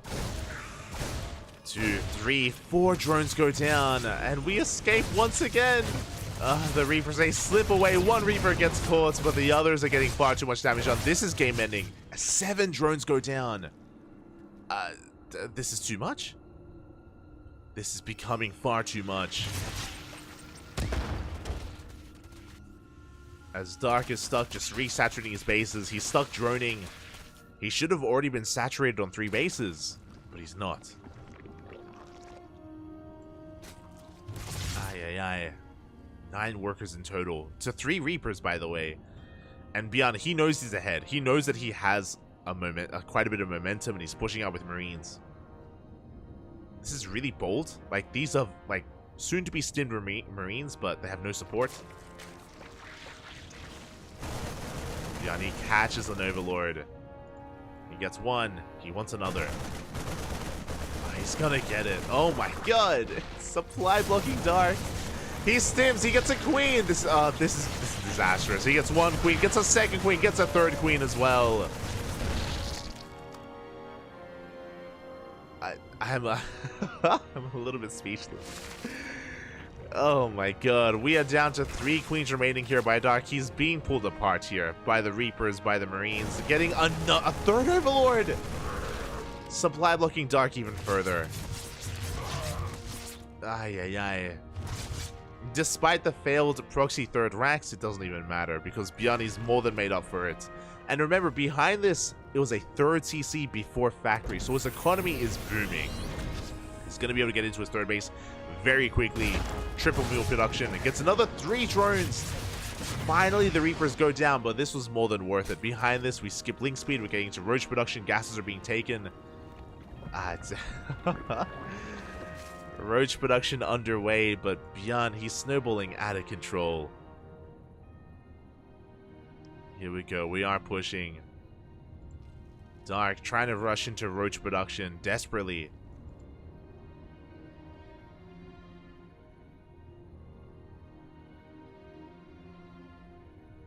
We are going in.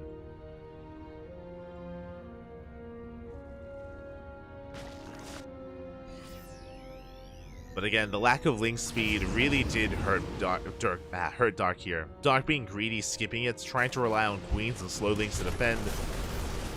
Double jump into the main base. Stim is done, by the way. We dive on top of the army, dive into the mineral line. Another queen goes down. 1, 2 queens fall. And good target firing here on the drones. A very efficient trade here by Bian, and he's not done. We drop down to the low ground as well.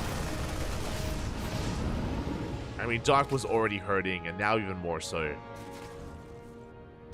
At this point, I think he's forced all in. I don't see a longer game really working here for Dark.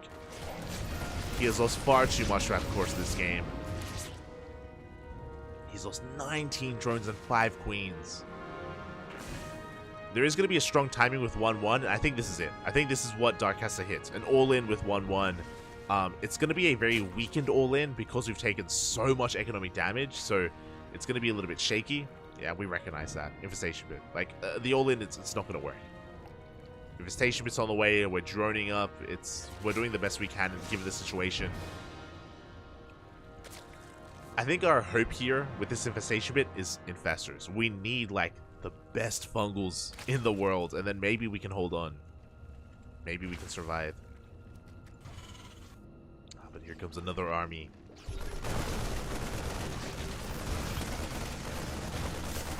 Throwing up a lot of creep. Creep is going to be going down. There's quite a lot of it, actually. Double drop still threatening the main base. And Bian, he's building himself up here, back at home. And again, a lot of this game, it feels like it did come down to Dark just being a little bit too greedy. Like the fact that he skipped link speed, the fact that he was rushing into roaches, is something that he just could not do here against Bian. Not here in game 3. A Hydrogen on the way. Fast Hive. We have 5 Infestors in production as well. So all these Infestors make sense just for fungals. And the Fast Hive and the Fast Hydrogen. This looks like Fast Lurkers. It has to be Fast Lurkers here out of Dark. And to be fair, okay, if Dark is able to get into a decent Lurker count before the first push, which is coming, then maybe Dark can hold. But this push is going to be devastating if we commit. How many tanks do we have? 6 tanks. Barely any Ravagers. There we go. Lurker Den is on the way. If Bian takes too long, if we are able to get out a decent Lurker count, then Dark can hold. 100%. Can hold on. The Lurkers. That's his Hail Mary play here. Rushing into them, but here comes the army is the problem. Here comes the main army. Dark, can we hold? Can we survive? Show us the fungals! decent fungals here on the army, but the tanks are pushing forward. Yeah, they're getting within range of the hatchery. Decent plows bring one of those tanks down. At the same time, double drop into the main base. A drop here towards the third as well. Bjorn going for a tri-pronged attack at this point, and he's getting damage done. 6 drones fall. Gonna try and deny the 5th. And the 4th is under fire. Yeah, the Marines going ham. This hatchery is gonna fall. And we're still trading here in the natural. Oh, no shot! We bring down the roaches. Drone's gonna be falling. Big triple drop into the main base as well, and Dark is being pulled apart. The dream of getting into lurkers is just that, just the dream. As we get 10 workers in the main, we dive on the infestor, and Bjorn is snowballing out of control. GG gets called. Bjorn will be taking the series 2-1. Will advance on to the grand finals. GG. GG, well played. A solid game there out of Bjorn. He had a rocky start. Props to Dark for scouting and shutting down that third Rax. It was a good start out of Dark initially, but things very quickly snowballed out of control. Dark was being a little bit too greedy. I think Dark was overconfident. I think it was just a little bit overconfident after he denied that proxy Rax. I think he was just feeling a little bit too high and mighty after denying that proxy.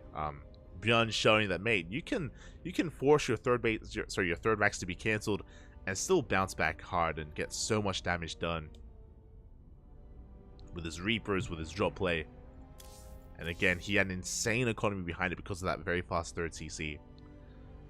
So good adaptation out of Bjorn, and yeah, did snowball out of control. Dark was just having a really hard time keeping up with the movement of his opponent. That's the downside of roaches, is that roaches are really good to defend against main pushes. Like, if his opponent had gone for a 4-ax, then Dark would have been fine. Dark, he would have been perfectly fine with his roach production. But instead, Bjorn was focusing on drop play and on harassment, and roaches have a really hard time rotating between the bases and keeping up with the movement of the Terran. And just like that, we have our grand finals. Let's go. The grand finals are upon us, and it is going to be a TVP. Let's go. It's going to be a best of 5 Protoss versus Terran. Exclamation mark B in the chat if you guys want to have a look at the bracket yourselves. You can see here that Nightmare did take down Classic 2-0, waiting in the grand finals, and Bjorn will be facing off against him soon thereafter.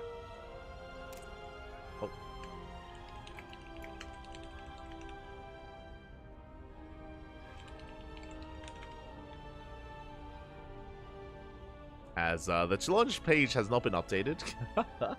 Shaking my head.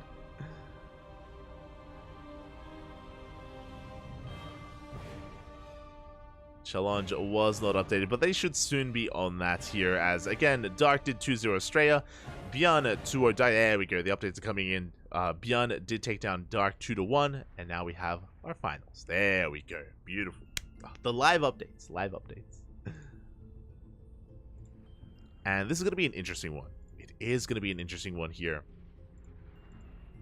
Because even though Nightmare is a bit of a PvP sniper, I think I would go as far as to say that Nightmare's best matchup is actually Protoss versus Terran. And we have seen Nightmare defeat Bjorn in the past. Can he do it again? Can he do it again when it matters most in a best of 5?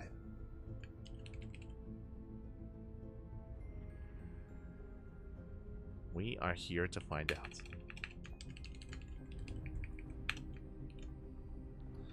We are here to find out as predictions are being set up. Vetoes are underway. We have our 2 finals. We have the final series of the afternoon. As a reminder, we have plenty more StarCraft to cast tonight. Tonight is actually going to be OSC King of the Hill. OSC King of the Hill is going to be this evening in how many hours? Let's just double check. In how many hours time? It's going to be in 8 hours. So in 8 hours, we're going to be live here on this channel once again with OSC King of the Hill 157. If you've maybe never heard of that event, if you maybe haven't heard of OSC, then I recommend it. Basically, it's a King of the Hill format. Best of one. A mass amount of best of ones. Winner stays on, loser gets eliminated. And the winner stays on until they get knocked out. And every single win gives you that much more prize money. So in 8 hours time, we're going to be live with OSC King of the Hill. Then after OSC King of the Hill, we're going to be live with the Christmas Cup. Christmas Cup round of 8. So back-to-back events. And then after the Christmas Cup... God. Then after the Christmas Cup, we have the Dave Testa Cup of Glory event. So 4 broadcasts today. 4 casts. Let's go, Bobby. Let's go. It's going to be KSL into King of the Hill, into Christmas Cup, into the Dave Testa event. That is our plan. So with that, I'm gonna have a nap in between. I'm gonna after KSL, I'm gonna try and get some sleep before King of the Hill. I'll do my best to get a nap in.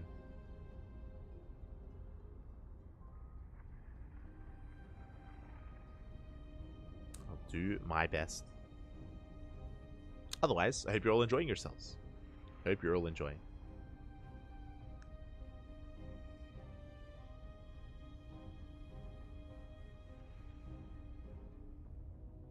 With all due respect to Dark, completely forgetting the gas early to get Ling speed, Roaches lost him the game.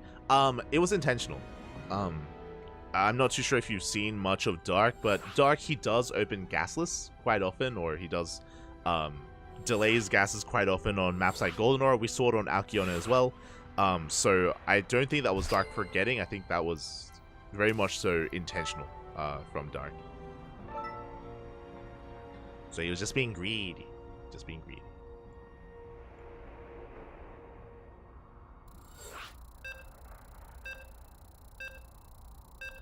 Because again, if you recall, in game 1, Dark did open gasless in game 1, and he won. he was able to take it.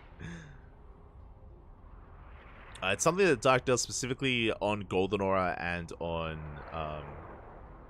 Alkione, and on Ravage Station as well. Is something that Dark does without. For those that are curious as to why, Golden Aura is a map that you can defend with purely slow lings and queens. This is something that you can do as long as you're able to keep up with your positional play. It is something that usually Dark is really good at. Usually he's really good at keeping up with that and defending with purely queens. But what I will say is that this is typically against a 1-1-1 opener, against Hellions and Reapers. Clearly Dark had a harder time here against Beyond.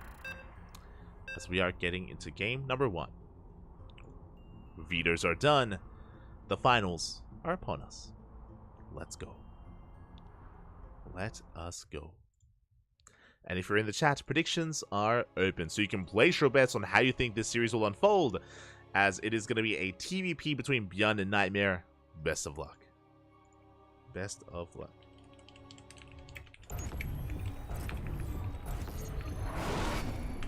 Predictions open. And spawning in the bottom right hand corner of Hardlead, we have our South Korean Protoss player, the Red Protoss, representing himself, currently teamless. It is Nightmare.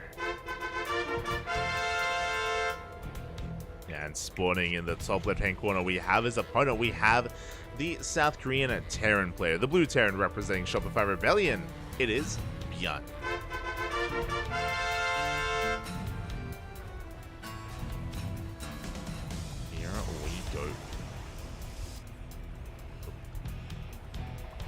Again, Nightmare, he has quite a terrifying and very active style of Protoss versus Terran. Likewise, so does Beyond. So I do think these two do fare off quite well against each other. They do fare quite nicely. As Nightmare is going to be scouting the edge of the map here, making sure that he doesn't get cheesed, that he doesn't get proxied.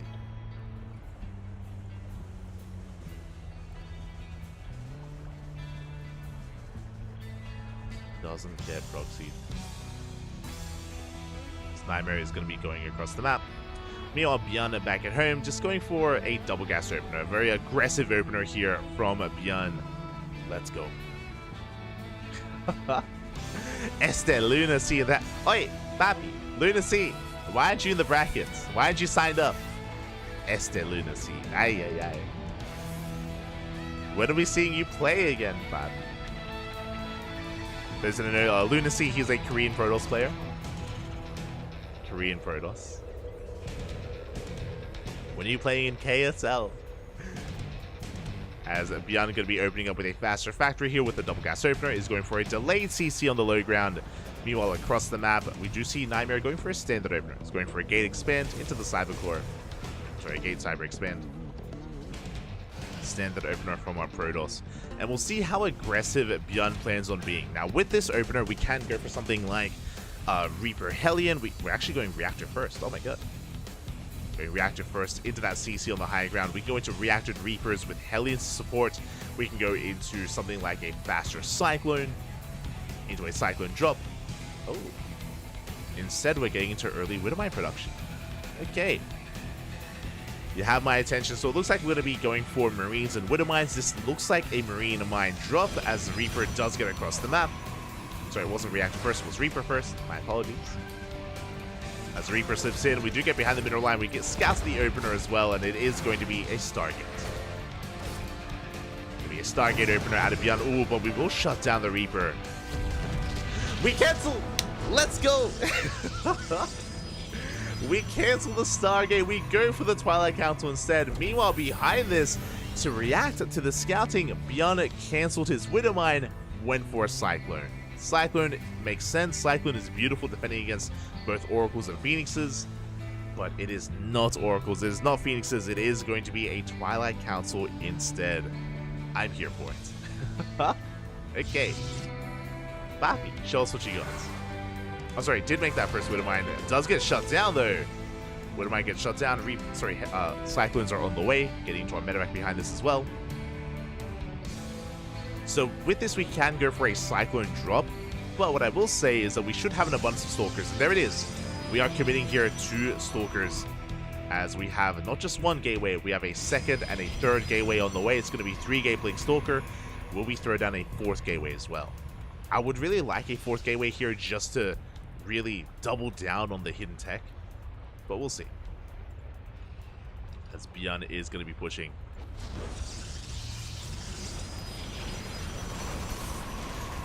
Drop has arrived.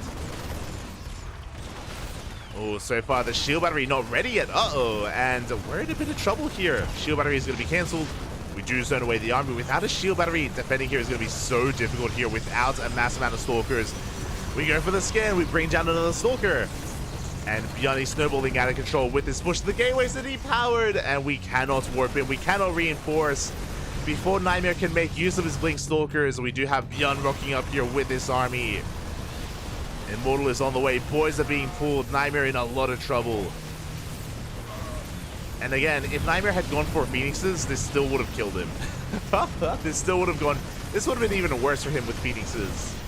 As we take control of the natural, GG gets pulled. Beyond rocks up, and Beyond takes game number 1. GG. GG, well played. Beyond working towards a Cyclone push. Again, this is something that, I mean, he didn't even know it was Blink, by the way. He didn't even know that there were Stalkers on the way. He thought it was Phoenix. He thought it was Stargate. Would have worked even better against that. But the problem here for Nightmare was that he had no scouting information. I mean, that's the downside of not having either a Sentry or an Oracle or a Phoenix, is that Nightmare didn't see the push. He didn't know what Beyond was doing. He was more focusing on his own build and his own kind of mind games, but he had no idea what exactly Beyond was responding with and what he was building, what he was producing. So this did catch his opponent off guard. As a result, shield battery was delayed. We were lacking warp-ins. The gateways were exposed as well. That was so unfortunate that both gateways were on the low ground and both gateways got depowered. A big pig off there by Beyond and a big win. GG. GG, well played. Beyond does take the first game here. Despite the mind games, Beyond doesn't care. It doesn't matter what you're doing, mate. Beyond, he's going to rock up here with his own push and is just going to snowball out of control. And with that, we're getting into game 2. We are getting into our second game here.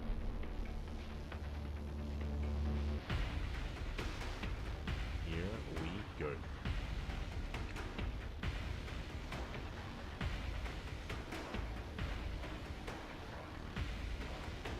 as we are getting into this. And spawning in the bottom right hand corner, we have the red Protoss player. The red Protoss representing himself, currently teamless down in the series, looking to fight back. It is Nightmare. And spawning in the top left hand corner, we have the South Korean Terran player representing Shopify Rebellion. It is Beyond.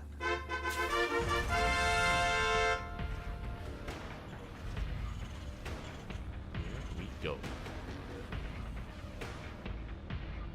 Oh, is there like a balance discussion happening in the chat? I see Lunacy dancing. Let's go. Only if Nightmare's PvT is as good as his PvP. I would say it is. I said before that I do rate Nightmare's PvT quite highly. We've already seen Nightmare beat Beyond before, and I want to believe that he can do it again. I want to believe that we can get a back and forth series here between these two lovely players.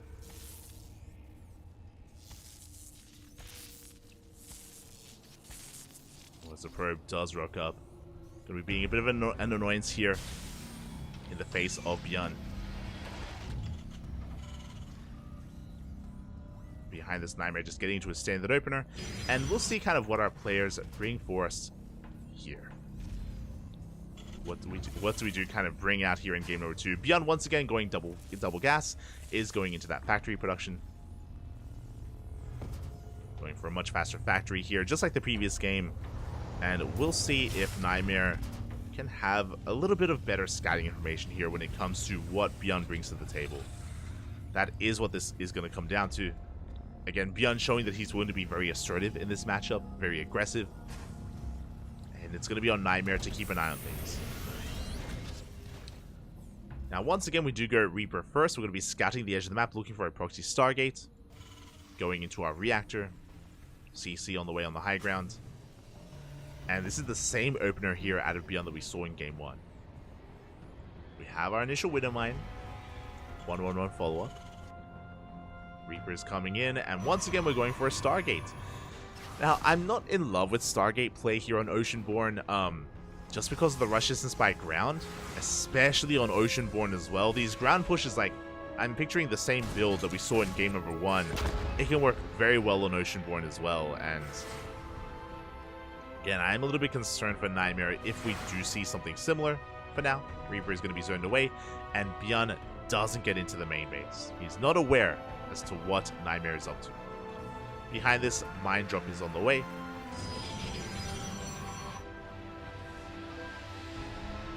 So because Beyond Scout was denied, he's going to be focusing on scouting himself instead. So a very different follow-up. This time we're not rushing into Cyclones, this time we're not rushing into aggression. Reaper will slip in, and Beyond, he does confirm the Stargate. He does confirm the Phoenix. So good scouting here by Beyond. Behind this, we do have our 2 Widow Mines. Reaper gets into the natural, and ooh, gets 1 probe.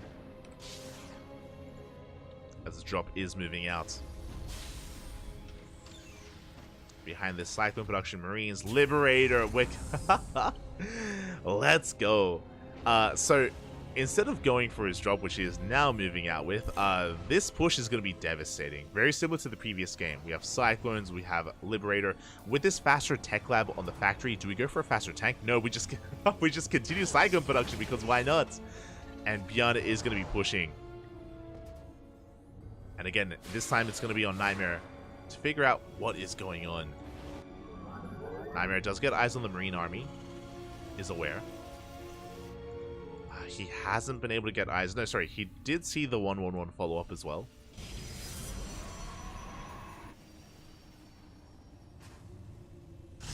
Ooh, Nightmare going into something a bit more economic here. He's rushing into a 3rd base, which is fine. Behind this, he's going into a Twilight Council. This is what I'm worried about. I'm very concerned here for Nightmare as we're pushing. Nightmare is in the midst of transitioning tech-wise, and this is a very awkward transition because Charge is on the way. Instead of going for a Robo follow-up with a Safety Immortal, we're going straight into Charge. Charge just now started. He has vanilla gateway units. His Phoenixes are across the map, and Beyond is pushing. And very similar here to the previous game. There's nothing to defend. We do have a shield battery. We do have an overcharge. Thankfully, we have something here to hold on to the natural, but this 3rd base is going to be going down. and Beyond can keep pushing. Okay, we do have a decent amount of adepts this time, though. We have an army. Phoenixes, they race back home. And we can lift those Cyclones. We can deal with this. There we go. We go for the Widow Mines. Both Widow Mines do get shut down. Nightmare, though, he is forced to cancel his third. Nightmare is still hurting.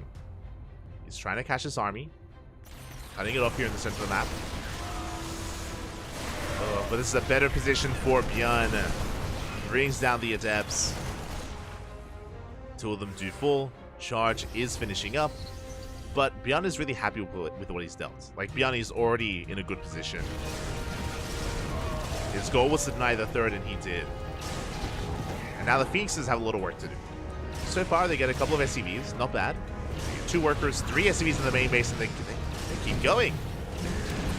4, 5, 6 workers in the main base. Very nice damage dealt here by Nightmare.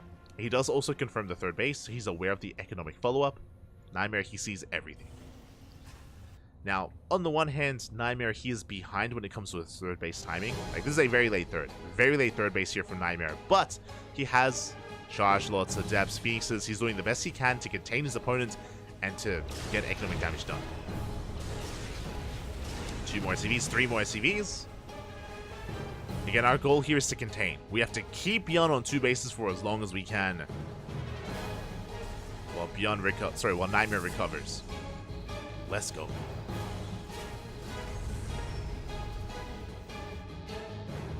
Belts are amassing. We have Adepts threatening a shade. Another SCV goes down. And behind this, now we're getting into the Bay. Now we're getting into Colossus production. It's on the horizon. Not here yet, but we're getting there. Again, up until then, Nightmare is still not out of the woods yet. Gets eyes on the third. He's aware that Beyond wants to expand. Well, but I don't know if this is enough Zealots, I'll be honest. We got Prisms coming in. Let's see if we can pull Beyond apart. We have Adepts trading into the natural, we have the Prism into the main, and we have Zealots here at the third base. A tri-pronged attack here by Nightmare. Can Beyond keep up? Adept shade in. Big warp into the main base, and we collapse here on the third. Beyond, though, is in position. He does protect his third base, but we get damage done in the main. SCVs are going down.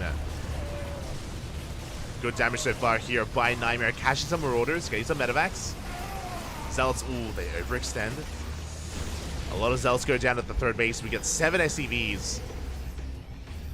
Pretty good damage, but not enough to break Beyond. Behind this fourth base. Fourth base is on the way. Colossus production well underway here for Nightmare. So far, he is recovering. He is recovering here. Getting some more SCVs.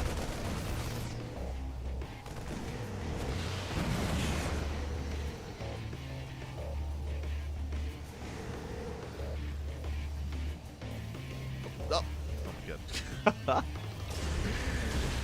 Nightmare dipping in between the bases. Gets another worker here. Here and there, every worker counts, bearing in mind that he hasn't lost any of these Phoenixes yet, but I spoke too soon! Oh, 1 Phoenix will go down. That's a brutal loss there for Nightmare. 4 CCs on the way. Beyond, he's turtling. Oh my god. But he catches the Phoenixes once again. Another Phoenix goes down. But Beyond, working on a 4 CC, is spotted by the Observer. We have a Ghost Academy on the way. Beyond, he's taking up into Ghost production, into Vikings.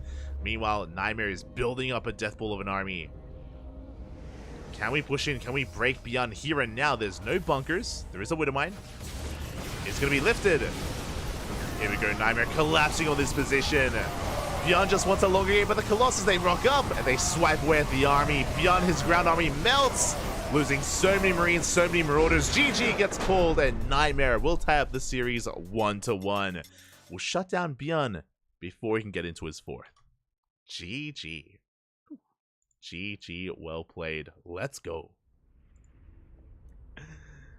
And again, Beyond, initially his first push did deal some damage, but Nightmare did very well in the follow-up here. With his Phoenixes, with his Adepts, with his Zealots, able to pull Beyond apart, deal a good amount of economic damage, delay the third base, and after that damage was dealt, Beyond was stuck at home. He was aware that he couldn't really push out. There were Phoenixes to deny any kind of drop play.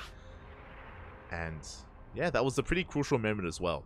Honestly, if Nightmare waited any longer, if he had delayed his push, then Bjorn suddenly is able to fortify himself, get into Ghost, get into Vikings. Remember, Bjorn, he was being quite greedy. He was getting a 4th base, a Ghost Academy, and getting into Viking production all at the same time. And if he just had a little bit more time there, would have been able to snowball out of control. But Nightmare does cut him off before he can get into that, and we have a back and forth. And again, we kind of expected a back and forth here between these two players, but it is nice to see that it won't be one-sided in either direction.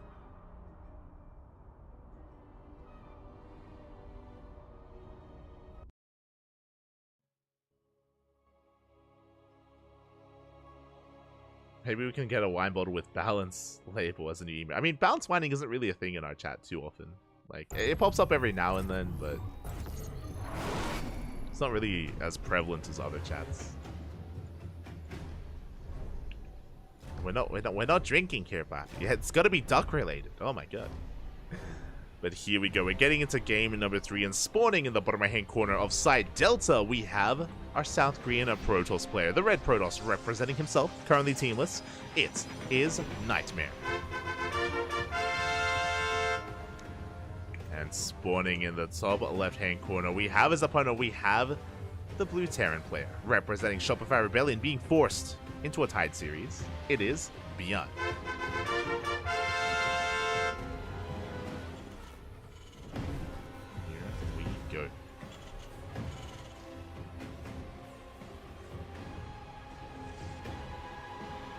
And we bring it back. Can we go the distance here? Personally, I'm hoping for an ace match. I'm hoping we can go back and forth until game 5. But we'll see. As once again, Nightmare, he's checking for proxies. He knows that Bjorn is the kind of player that's willing to cheese in the middle of a series. So Nightmare just confirming that there is no racks here towards the north before going for his scout. A very safe movement here by Nightmare, getting across the map.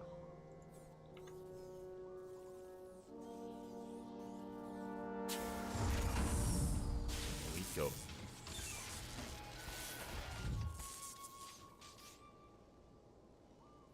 Probe is being forced back.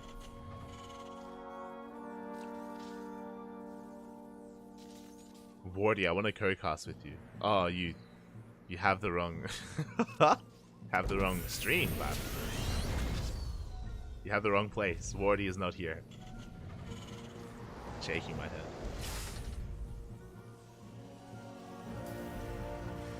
As Beyond behind this is going to be getting into a more economic opener. Okay, for the first time, let's go. For the first time here in this series, we do have Beyond going for a Rax Expand, something more economic. Going to be calming things down, easing into a more economic game here. Meanwhile, Nightmare back at home, standard opener. And he does confirm. He does confirm the faster CC. He does confirm the single gas opener.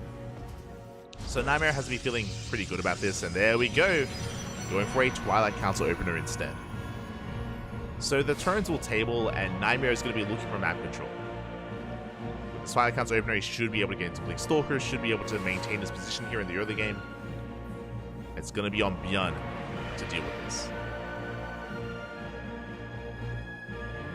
I appreciate that Nightmare is also checking for a proxy starport. Scout here towards the left-hand side.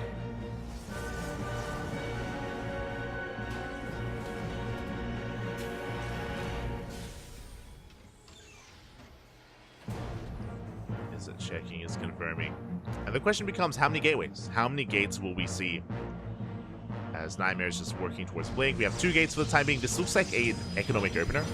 2-gate Blink into a 3rd base is something that Nightmare is willing to do, and that's a good way to get into the mid-game. River has been turned down. Ooh, hello Bjorn, as we are going to be prioritizing a medevac here. Getting into our 1-1-1, prioritizing Marine and Cyclone production. Once again, Bjorn wants to be in the face of his opponent, of Nightmare. And aggression is kind of the name of the game here for Bjorn. Moving out across the map. Behind this, getting into a 2-1-1 setup. Soon to be 3. Soon to be 3 Waxes. Thankfully, Nightmare is going for a 3-gate opener. A triple gate opener. Thankfully, he already has a shield battery ready at the natural. Robo is on the way. Drop is coming in, but the shield battery is prepared for this.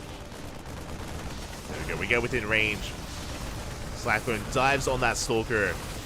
And we should have more than enough to defend.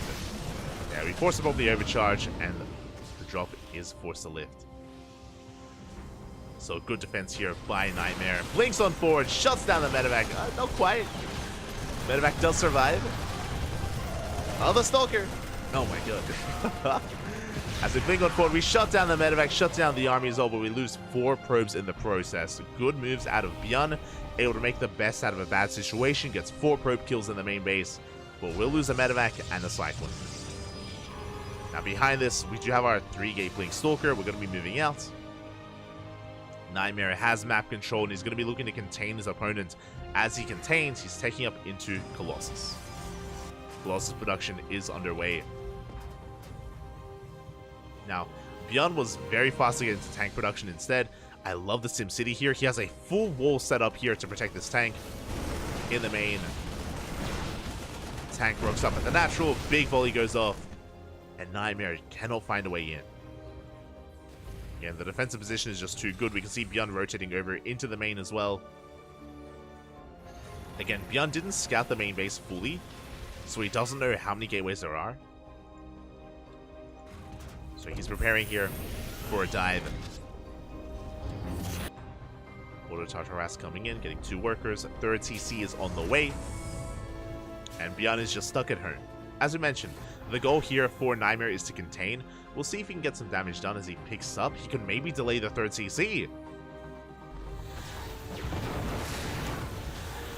Nice pickup. 3rd CC is delayed. 3rd base going to be on the way. The Raven! Oh, the Raven taking a lot of hits. Oh, we blink forward. And it looks like the Raven will go down. Good catch there by Nightmare. Byun being a little bit too cavalier with his movements. We'll lose the Raven. Does get 1 probe, but 3 workers for 1 Raven is not worth it for Byun. Wants to get good control here from Nightmare. Does take down an SCV.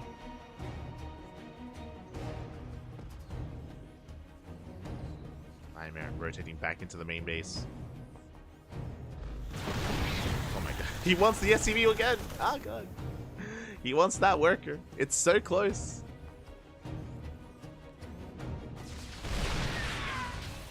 Likewise, Nightmare threatening the natural. Looks like the CC, yeah, it's gonna finish. CC does complete. Vikings arrive. Gonna be forcing back. Oh god! Gonna be forcing back that prison. They do get the snipe. Big pickup. Prison does go down. Behind this, Nightmare is getting his 3rd base up and running, fully operational. Colossus on the way. But that was an overextension from Nightmare. That was Nightmare being a little bit too cavalier with his movements. He was punished as a result. 3rd base now on the way. Oh my god. As Nightmare, nice control so far. He picked off 1 Viking, the other does get very low. He's focusing on Colossus production. 3rd Colossus already coming out. Templar Archives on the way. This will be for Archons, for Storm. This position looking quite powerful here from Byun. Can't really punish this yet, but the tank's still on siege. Oh god.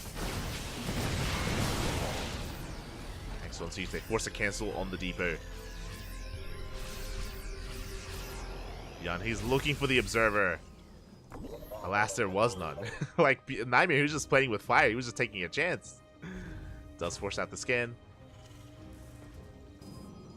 Gateway's finishing up. Nightmare getting ready to push in. I don't know if we can break this, though. The SimCity's looking really good, and the tanks as well. I don't think it's necessary for Nightmare to try to break this position. He's going for it, but I don't think he needs to. Oh, boy. Here we go. I mean, this Archon timing is going to be brutal. The Archons, they do a great job at tanking shots. We have charge done. But this position is pretty well fortified.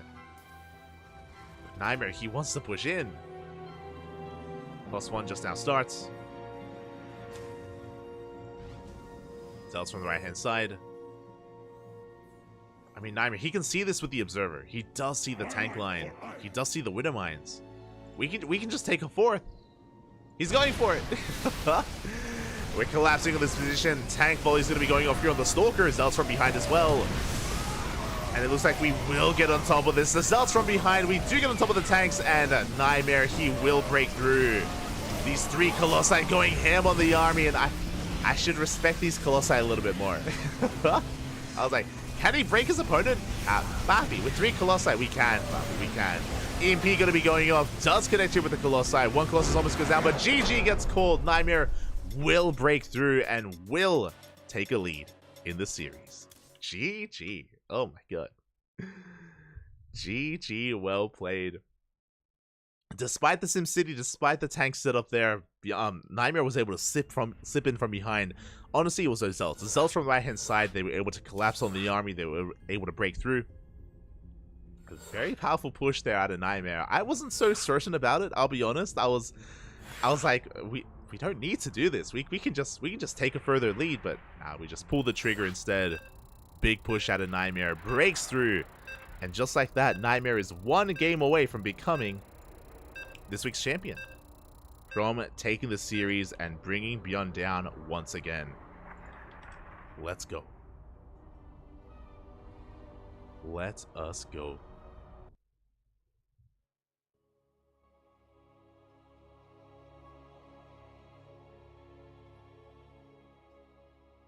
And we'll see if Beyond can bring this back here. I mentioned before that personally, I want an ace match. Personally, I want this to go all the way to Game 5. Regardless of how the series goes, that is the ideal. And we'll see if we can get there. We'll see if we can go the distance, because spawning in the top right-hand corner of Alcyone, we have our red Protoss player leading the series 2-1. He is teamless, by the way. Doesn't need a team, apparently, but deserves to be on one. Does deserve to be on a team. And hopefully, this does get eyes on him. It is Nightmare. And spawning in the bottom left-hand corner, we have as opponent, we have the blue Terran player representing Shopify Rebellion down in this series. He needs to fight back here and now to force the ace match. It is Beyond.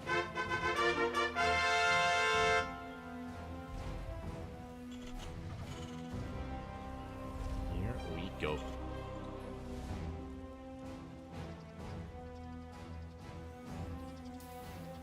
See if Beyond can bring it back.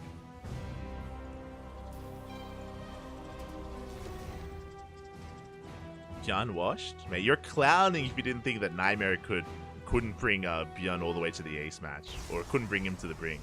Shaking my head. Okay, we've seen Nightmare bring down Gumiho, Beyond, Kior. As I mentioned before, like, in my opinion, Nightmare's best matchup is PvT. So very ideal that he goes up against Beyond here in the finals. I do think that Nightmare's worst matchup is PvZ, and Nightmare can struggle a lot against Zerg, but he can excel quite nicely against both Terran and Protoss. That is where Nightmare does thrive, and again, the bracket was... he did luck out a little bit on the bracket. It's like, only Protoss and Terran? Let's go. It's Nightmare's dream. Or his nightmare, depending on how you want to approach it. Does he like the nightmare? Maybe. But I guess if you don't watch a lot of Korean StarCraft, maybe you wouldn't be aware. Beyond is a bigger name. Ooh, and we see something very different here. Okay, let's go. It is going to be a single gas opener. Once again, it's going to be a Rax expand into a 3 Rax for Beyond. A little bit old school. A little bit old school here by Beyond. He's going to be building up an abundance of Marines. He's going to be building up quite a hefty bio army, which is going to be quite impressive and quite terrifying. It's going to be a Nightmare to scout. So this is ideal against a Stargate opener, but it is not a Stargate, it's a Twilight Council. So I like this build from Beyond just because on Alcyone, it is very common to go Stargate. It is a very large map, and Stargate play can be very safe on Alcyone. So it feels like Beyond wants to try to hard counter like Phoenixes. Unfortunately for Beyond, it's not Phoenixes. It's a Twilight Council. It's Blink Stalkers. So Nightmare is going to have a bit of an easier time against this. It's going to be on Beyond to recognize the tech of choice and to get into Marauder production. Beyond, he needs Marauders against those Stalkers. Without them, if he goes pure Marine, Beyond's going to be in some trouble. go. We're going, oh my god! We're going DTs! This I was not expecting. I was assuming it's going to be a Blink Stalker opener, but no, Nightmare. He comes out of left field, going for Dark Templar instead. Let's go. DT is going to be on the way. Now, Dark Templar in this matchup are really weird. It's very hit and miss. As you can imagine, we have scans. Terran does have scans. Now, I should say, they have potential for scans. They don't always have them available.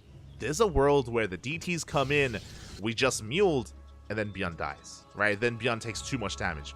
On top of that, typically with the 3 racks, Beyond is going to be hyper fixated on muling, just to get as many minerals as he can out of this. He's going to be pushing here with his bio army, and even defensive Dark Templar could work very well. Meanwhile, Zelnaga in control of Nightmare. He does see the bio army coming ahead of time. He's aware of the 3 racks, and Nightmare's getting ready back at home. He does pull back. Stim is about to finish combat shields as well. There's going to be a very strong timing here by Bjorn. Nightmare, he has Dark Templar. Uh-oh. Do you have the missile turret on the way? Bjorn getting a safety turret back at home. But again, DTs defensively can work very well here against Bjorn.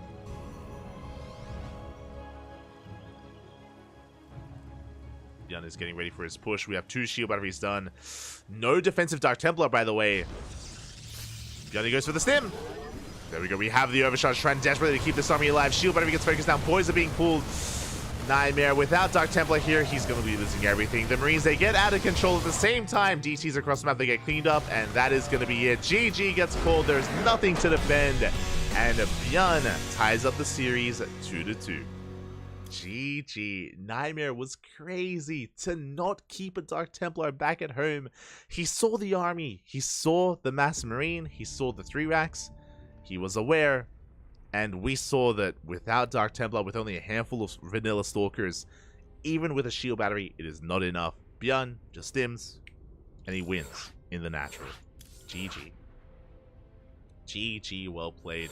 Nightmare being far too greedy there. That was a little bit too overzealous from Nightmare. He got shut down completely. And with that, we have an ace match. We're going all the way to game number 5. Let's go. All the way. Again, there's also a reason why DTs are so uncommon in this matchup as well. Like it's such a risky way to play, and you know, high risk, high reward. Didn't quite work out there for Nightmare. Things very quickly snowball in favor of Bjorn.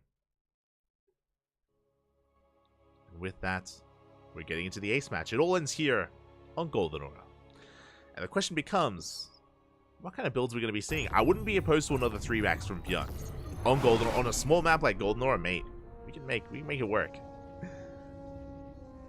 Here we go, spawning in the top left-hand corner of Golden Aura. We have the Korean Protoss player, the Red Protoss, representing himself, being forced into the ace match.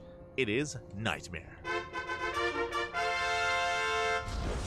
And spawning in the bottom right-hand corner, we have as opponent, we have the South Korean Terran player, representing Shopify Rebellion, forcing the ace match. He's the favored player. Can he close it out? It is Bjorn. Oh, Sheldon. Caesar. Papi, ¿qué tal? ¿Cómo estás? Papi loves it. Yeah. We love it, Papi. We love it. That's all we want. That's all we want. Who wins? I don't know. Just won a game 5. As Probe is going to be getting a bit of scouting information, going to be an annoyance here on that Rax. Going to confirm, of course, the opener as well. It does confirm the lack of second gas. And with that, Nightmare is aware of the more economic start here from Bjorn. And we'll see how Nightmare will respond. And hopefully this time we don't see any Dark Templar. I hope not. Oh my god. SCV has to get the hell out of there. Both these workers getting very low. It is going to be Marine first here from Bjorn. And we should soon be seeing our CC.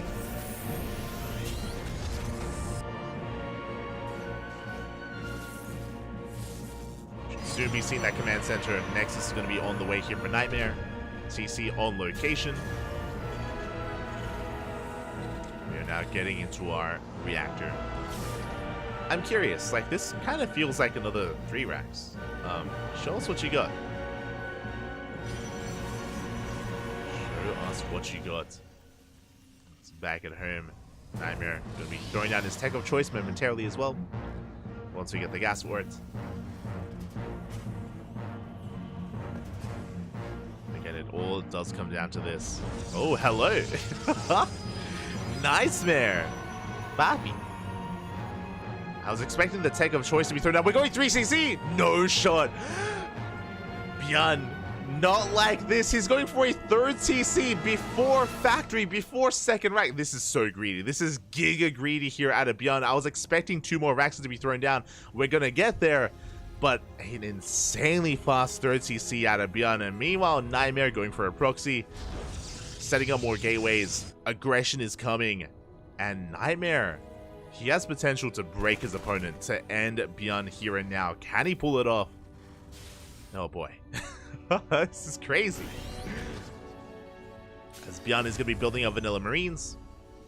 So far, Nightmare doesn't know. He's in the dark. He's unaware as to how greedy his opponent has been. One is building up an abundance of gateways. We'll see if he can break through. We'll see if Nightmare can punish his opponents, because Bjorn is going for the 3-axe follow-up. Again, Vanilla Marines, we're not rushing into Stim or anything like that. We don't have a lot of gas to work with.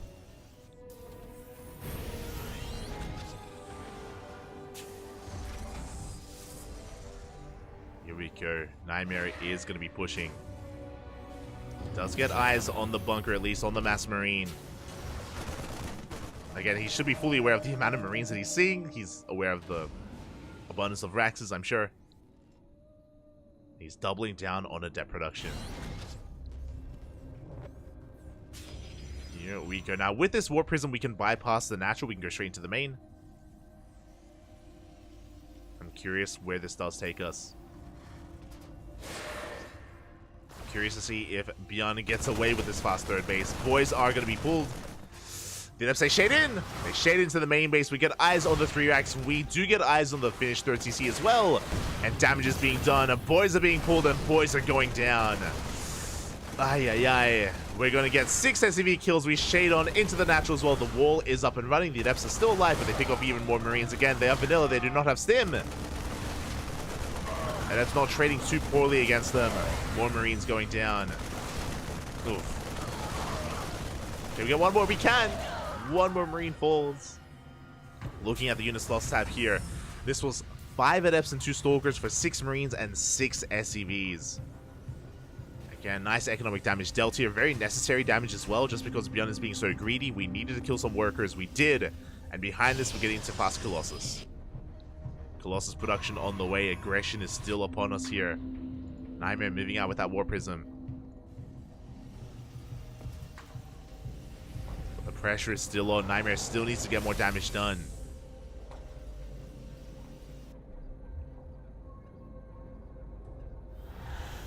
Can we do it? Can we pull it off?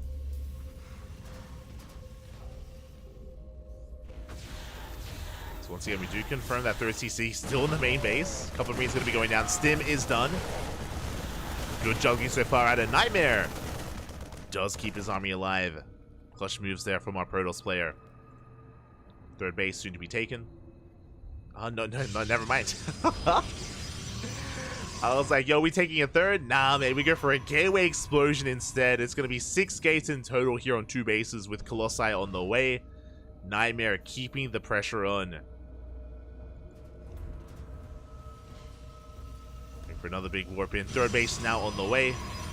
Going for a Colossus. Estrella, is that you? Going for a Colossus drop into the natural. Oh, there are Marauders though. Yeah, these Marauders, they do so much damage to the Colossus so quickly.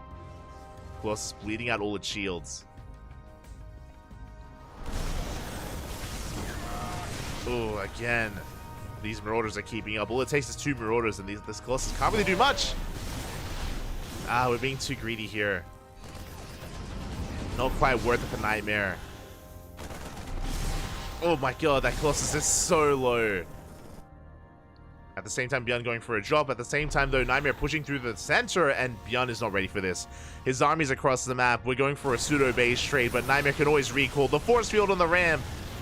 And Nightmare, he's going for the kill. He's looking to end the game here and now. And the Viking gets shut down.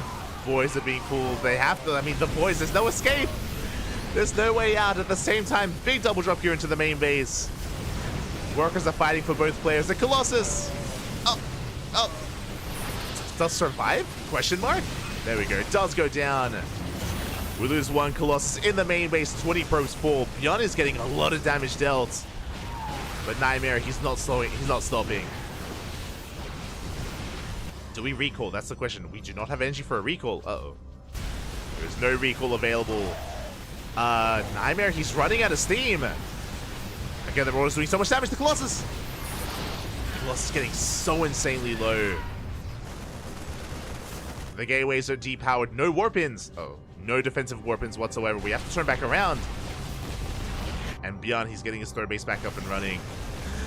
The Robo's depowered. Bjorn, is he pulling this off? He's doing it. Bjorn, stutter stepping his heart out. We have a couple of Stalkers to defend. Only one gateway to warp in.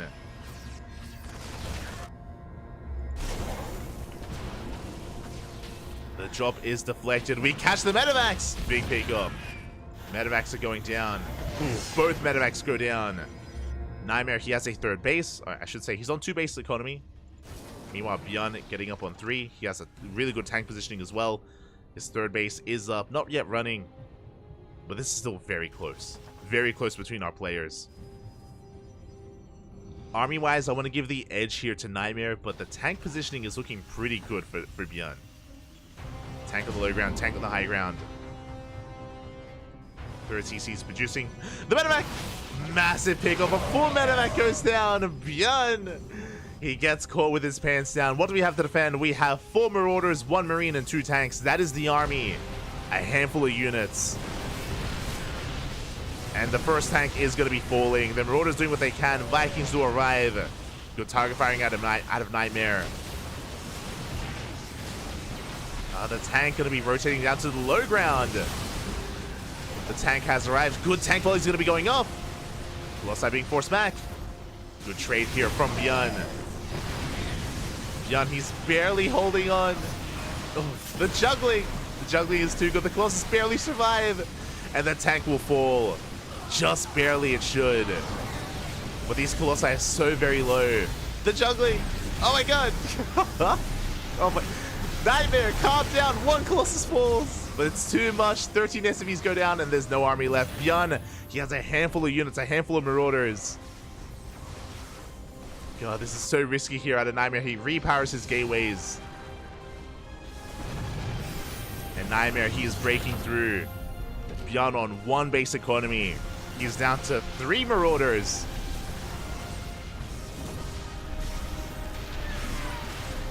Three Marauders left, Bappy. Adept's going to be shading in. From here, I feel like we have to calm things down. We have to back up. Nightmare. It's looking good. But we do need to calm things down a little bit here. Colossus drop into the mineral line. Adept's being sent towards the third base. SCVs are falling. Oh my god, a lot of swipes here into the mineral line. Oh. Getting 4 SCVs. And behind this, we're getting back into Colossus production. Our natural base getting fully up and running. The main, not quite up and running yet. Jan, he's trying to hold on here. The slow lots are coming in. This tank is going to get a lot of damage. This is not the best trade here from Nightmare. Yeah, these adepts are not getting damage done. Nightmare throwing away some units here. He's falling apart a little bit. Does keep the Colossus alive, but these adepts go down. Yeah, I'm not fond of these trades. Bjorn, he's on the road to recovery here. He's not there yet, but he's holding, Fab.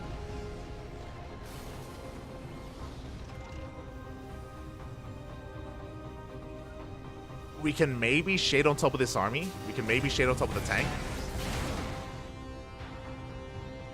Colossus on the way.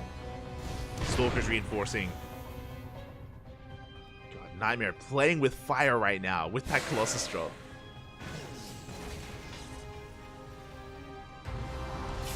There's a tank on the high ground as well. Like, this position is looking pretty brutal. Like, we have SimCity, we have 2 tanks, we have a massive amount of Marauders.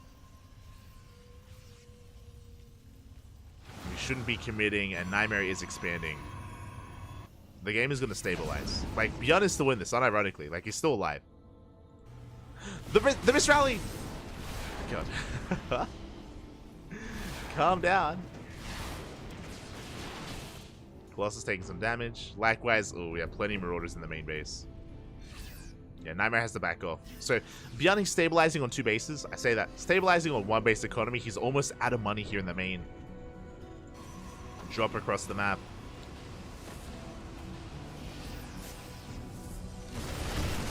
Beyond's going to be coming in, catching some probes. Ooh, a lot of damage being dealt here. 8, 9 probes go down.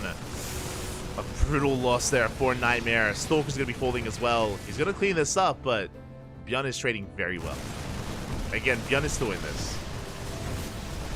Like, because of the triple CC, like, mules are sustaining him. They're sustaining him. Like, we are muling so hard right now. We get 14 probes across the map. Nightmare is ahead economically. Kind of. He has a better worker count with mules, but he's heavily oversaturated. He needs a 3rd base, and he's going to get it. 3rd is getting up and running, and Nightmare cannot touch this. He cannot deny this 3rd base. Too many tanks, too many Marauders. Nightmare going into DTs. I'm not too sure about this. SCVs will be going down. But if they do shade into the mineral line. Shade into the main as well, picking whatever they can. Prism will escape, and we can see the main army pushing towards that 3rd, but we are in position. Massive tank shots going up. Again, we cannot break this. Like, Nightmare being overly aggressive, bleeds out a lot of units pushing into these tanks. Again, it feels like Nightmare has a lot of urgency to end the game, and I don't blame him. Like, Nightmare was ahead for a long time.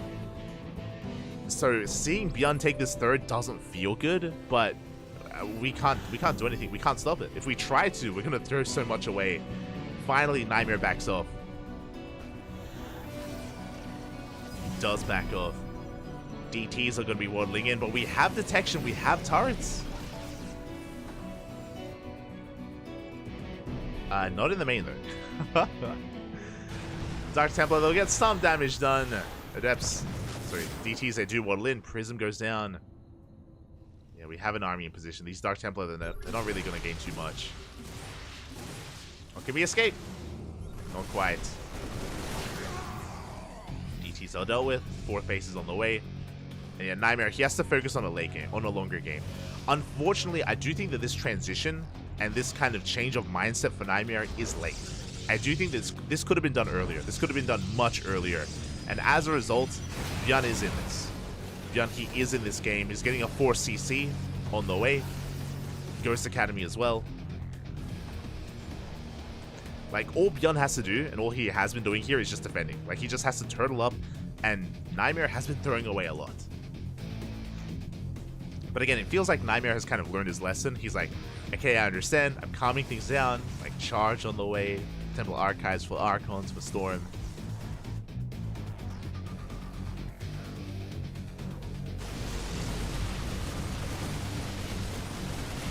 God, that's so many Marauders. Jesus, that's this is an insane army. 1-1 is done. Upgrades are delayed here for Beyond because of the game states. Like, there's no armory, there's no 2-2. That is a big move here. That is a big moment. The fact that Nightmare is getting ahead in the upgrades. Ghost will help. Ghost EMPs.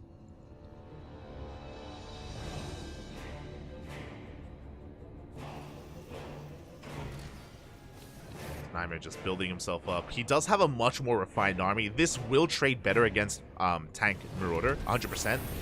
But specifically on Golden Aura, pushing up the ramp into this is not ideal. We want to try to wait for the Terran player to expose themselves. But this 4-base setup is very defendable. The 5th is more exposed, but the 4th, we have a ramp, we have a choke point, we have a good tank positioning as well. Nightmare has to respect the defender's advantage. He's pushing in. He does have eyes on the tank. The Observer does reveal the army. Storm is going to be on the way. Prism from behind. War Prism has potential for damage. Can try to slip in, but no, the Vikings are here. They swat away the War Prism. Good defense by Bjorn. And again, he does stabilize on 4 bases. And as I mentioned, like, this 4th is so well defended. Pushing into this, it's not going to happen. Nightmare has to respect it. He takes a 5th. Once again, though, I do think this 5th is late. I do think that it took a little bit too long for Nightmare to recognize that he wouldn't be able to touch this base. So he has to back off. Stargate is on the way for a Skytoss transition. And both players will max out. Both players are going to max out. As I mentioned before, though, the big moment for Nightmare is going to be when Bjorn takes a 5th. Like, this northern base and this southern base, these are more exposed. These are bases that we can push into. Again, it's on the low ground. There's multiple angles of attack. Likewise here as well. Like, very big wide open space here to push in. As I say that, Storm is done. Nightmare, as we're transitioning into Skytoss, don't push it. Don't go for it. Nightmare, he wants it. Again, he's working on a Skytoss transition, which is good. We just have to maintain the army, going for the Storm jump into the mineral line. 9 SCVs go down. Oh, but we lose the Prism. Not worth it. 9 SCVs is good, but that was 4 High Templar. Oh my god, and now we trigger a counterattack. Nightmare, he just could not resist the temptation of going in. And he lost every single High Templar. We have 5 more High Templar here on the high ground. There we go. We have some Storms. We have Storms available on the right-hand side. Here we go. Bjorn gonna be pushing in. How good are the Storms gonna be? The surround. Storms are looking good. We push without the tanks as well. Bjorn has he overextended. Massive Storms here on the army. Nightmare will take the series here. 3-2 will be our KSL champion. GG. GG, Bobby. GG. Oh my god. Bjorn, he went for the counterattack. He shut down the drop. He shut down the High Templar, but we were ready for it. Thankfully, we had 5 High Templar waiting back at home. We had some defensive Storms, and those Storms were juicy. GG. Congratulations, as Nightmare will be our champion here this week. Congratulations. GG. Well played. My condolences to Bjorn. He had a really good run. Bjorn, he had a really good performance here, making it to the finals. But Nightmare, it does pose a big threat here to the Korean Terrans, and went to the ace match. I appreciate it. I appreciate that it did go all the way to the ace match, went all the way to game 5. GG, well played. Bjorn had a good showing, but this week was Nightmare's week, and it wasn't an easy run for Nightmare. He took down Hero, he took down Classic, and he took down Bjorn as well. Really impressive stuff here by Nightmare. Again, this is more of his forte, and hopefully Nightmare finds a team. I mentioned before, Nightmare, he used to be on Matcherino. He was recently let go with the end of the WTL season.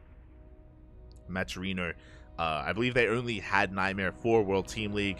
Now that World Team League has ended, they did let him go, and hopefully he can find a team. Hopefully, I mean, he deserves to be on a team. He's a great player. He's an amazing player.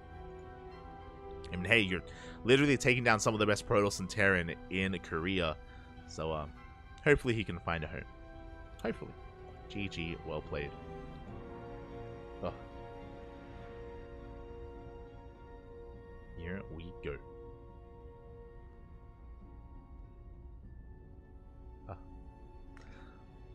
Looked unstoppable today, especially in this PvPs. Exactly. As I mentioned before, Nightmare, he's an amazing player. Nightmare, what he lacks is PvZ. Like, his PvZ is where he struggles the most, but that's really the only place where he struggles. Like, in the other matchups, he can take down any player. Give him max packs, give him Clem, and he can make them work for it. Not saying Nightmare is favored by any means, but he has it in him to go toe-to-toe with some of the best Protoss and Terran in the world. And, yeah, able to whip it out here as well. Congratulations. Other than that, hope you all enjoyed yourselves. Hope you all had a great time here tonight. Oh, este mundo, papi. Este mundo.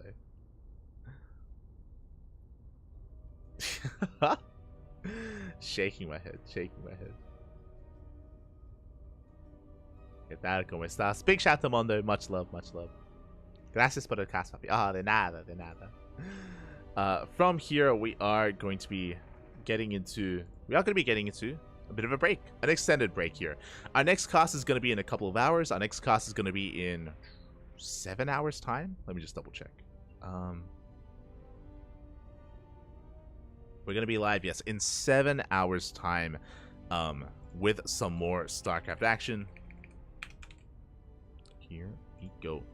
We're going to be live with OSC King of the Hill. OSC King of the Hill is going to be coming up next in 7 hours, so enjoy yourselves, get some rest, get some sleep. I know that I will. I'm definitely going to try and squeeze in like a nap if I can and get some rest, because we have a night full of StarCraft. It's going to be OSC King of the Hill, into the Christmas Cup, into the Dave Testa coffee event as well. So a lot of StarCraft here tonight, a lot of StarCraft over the weekend.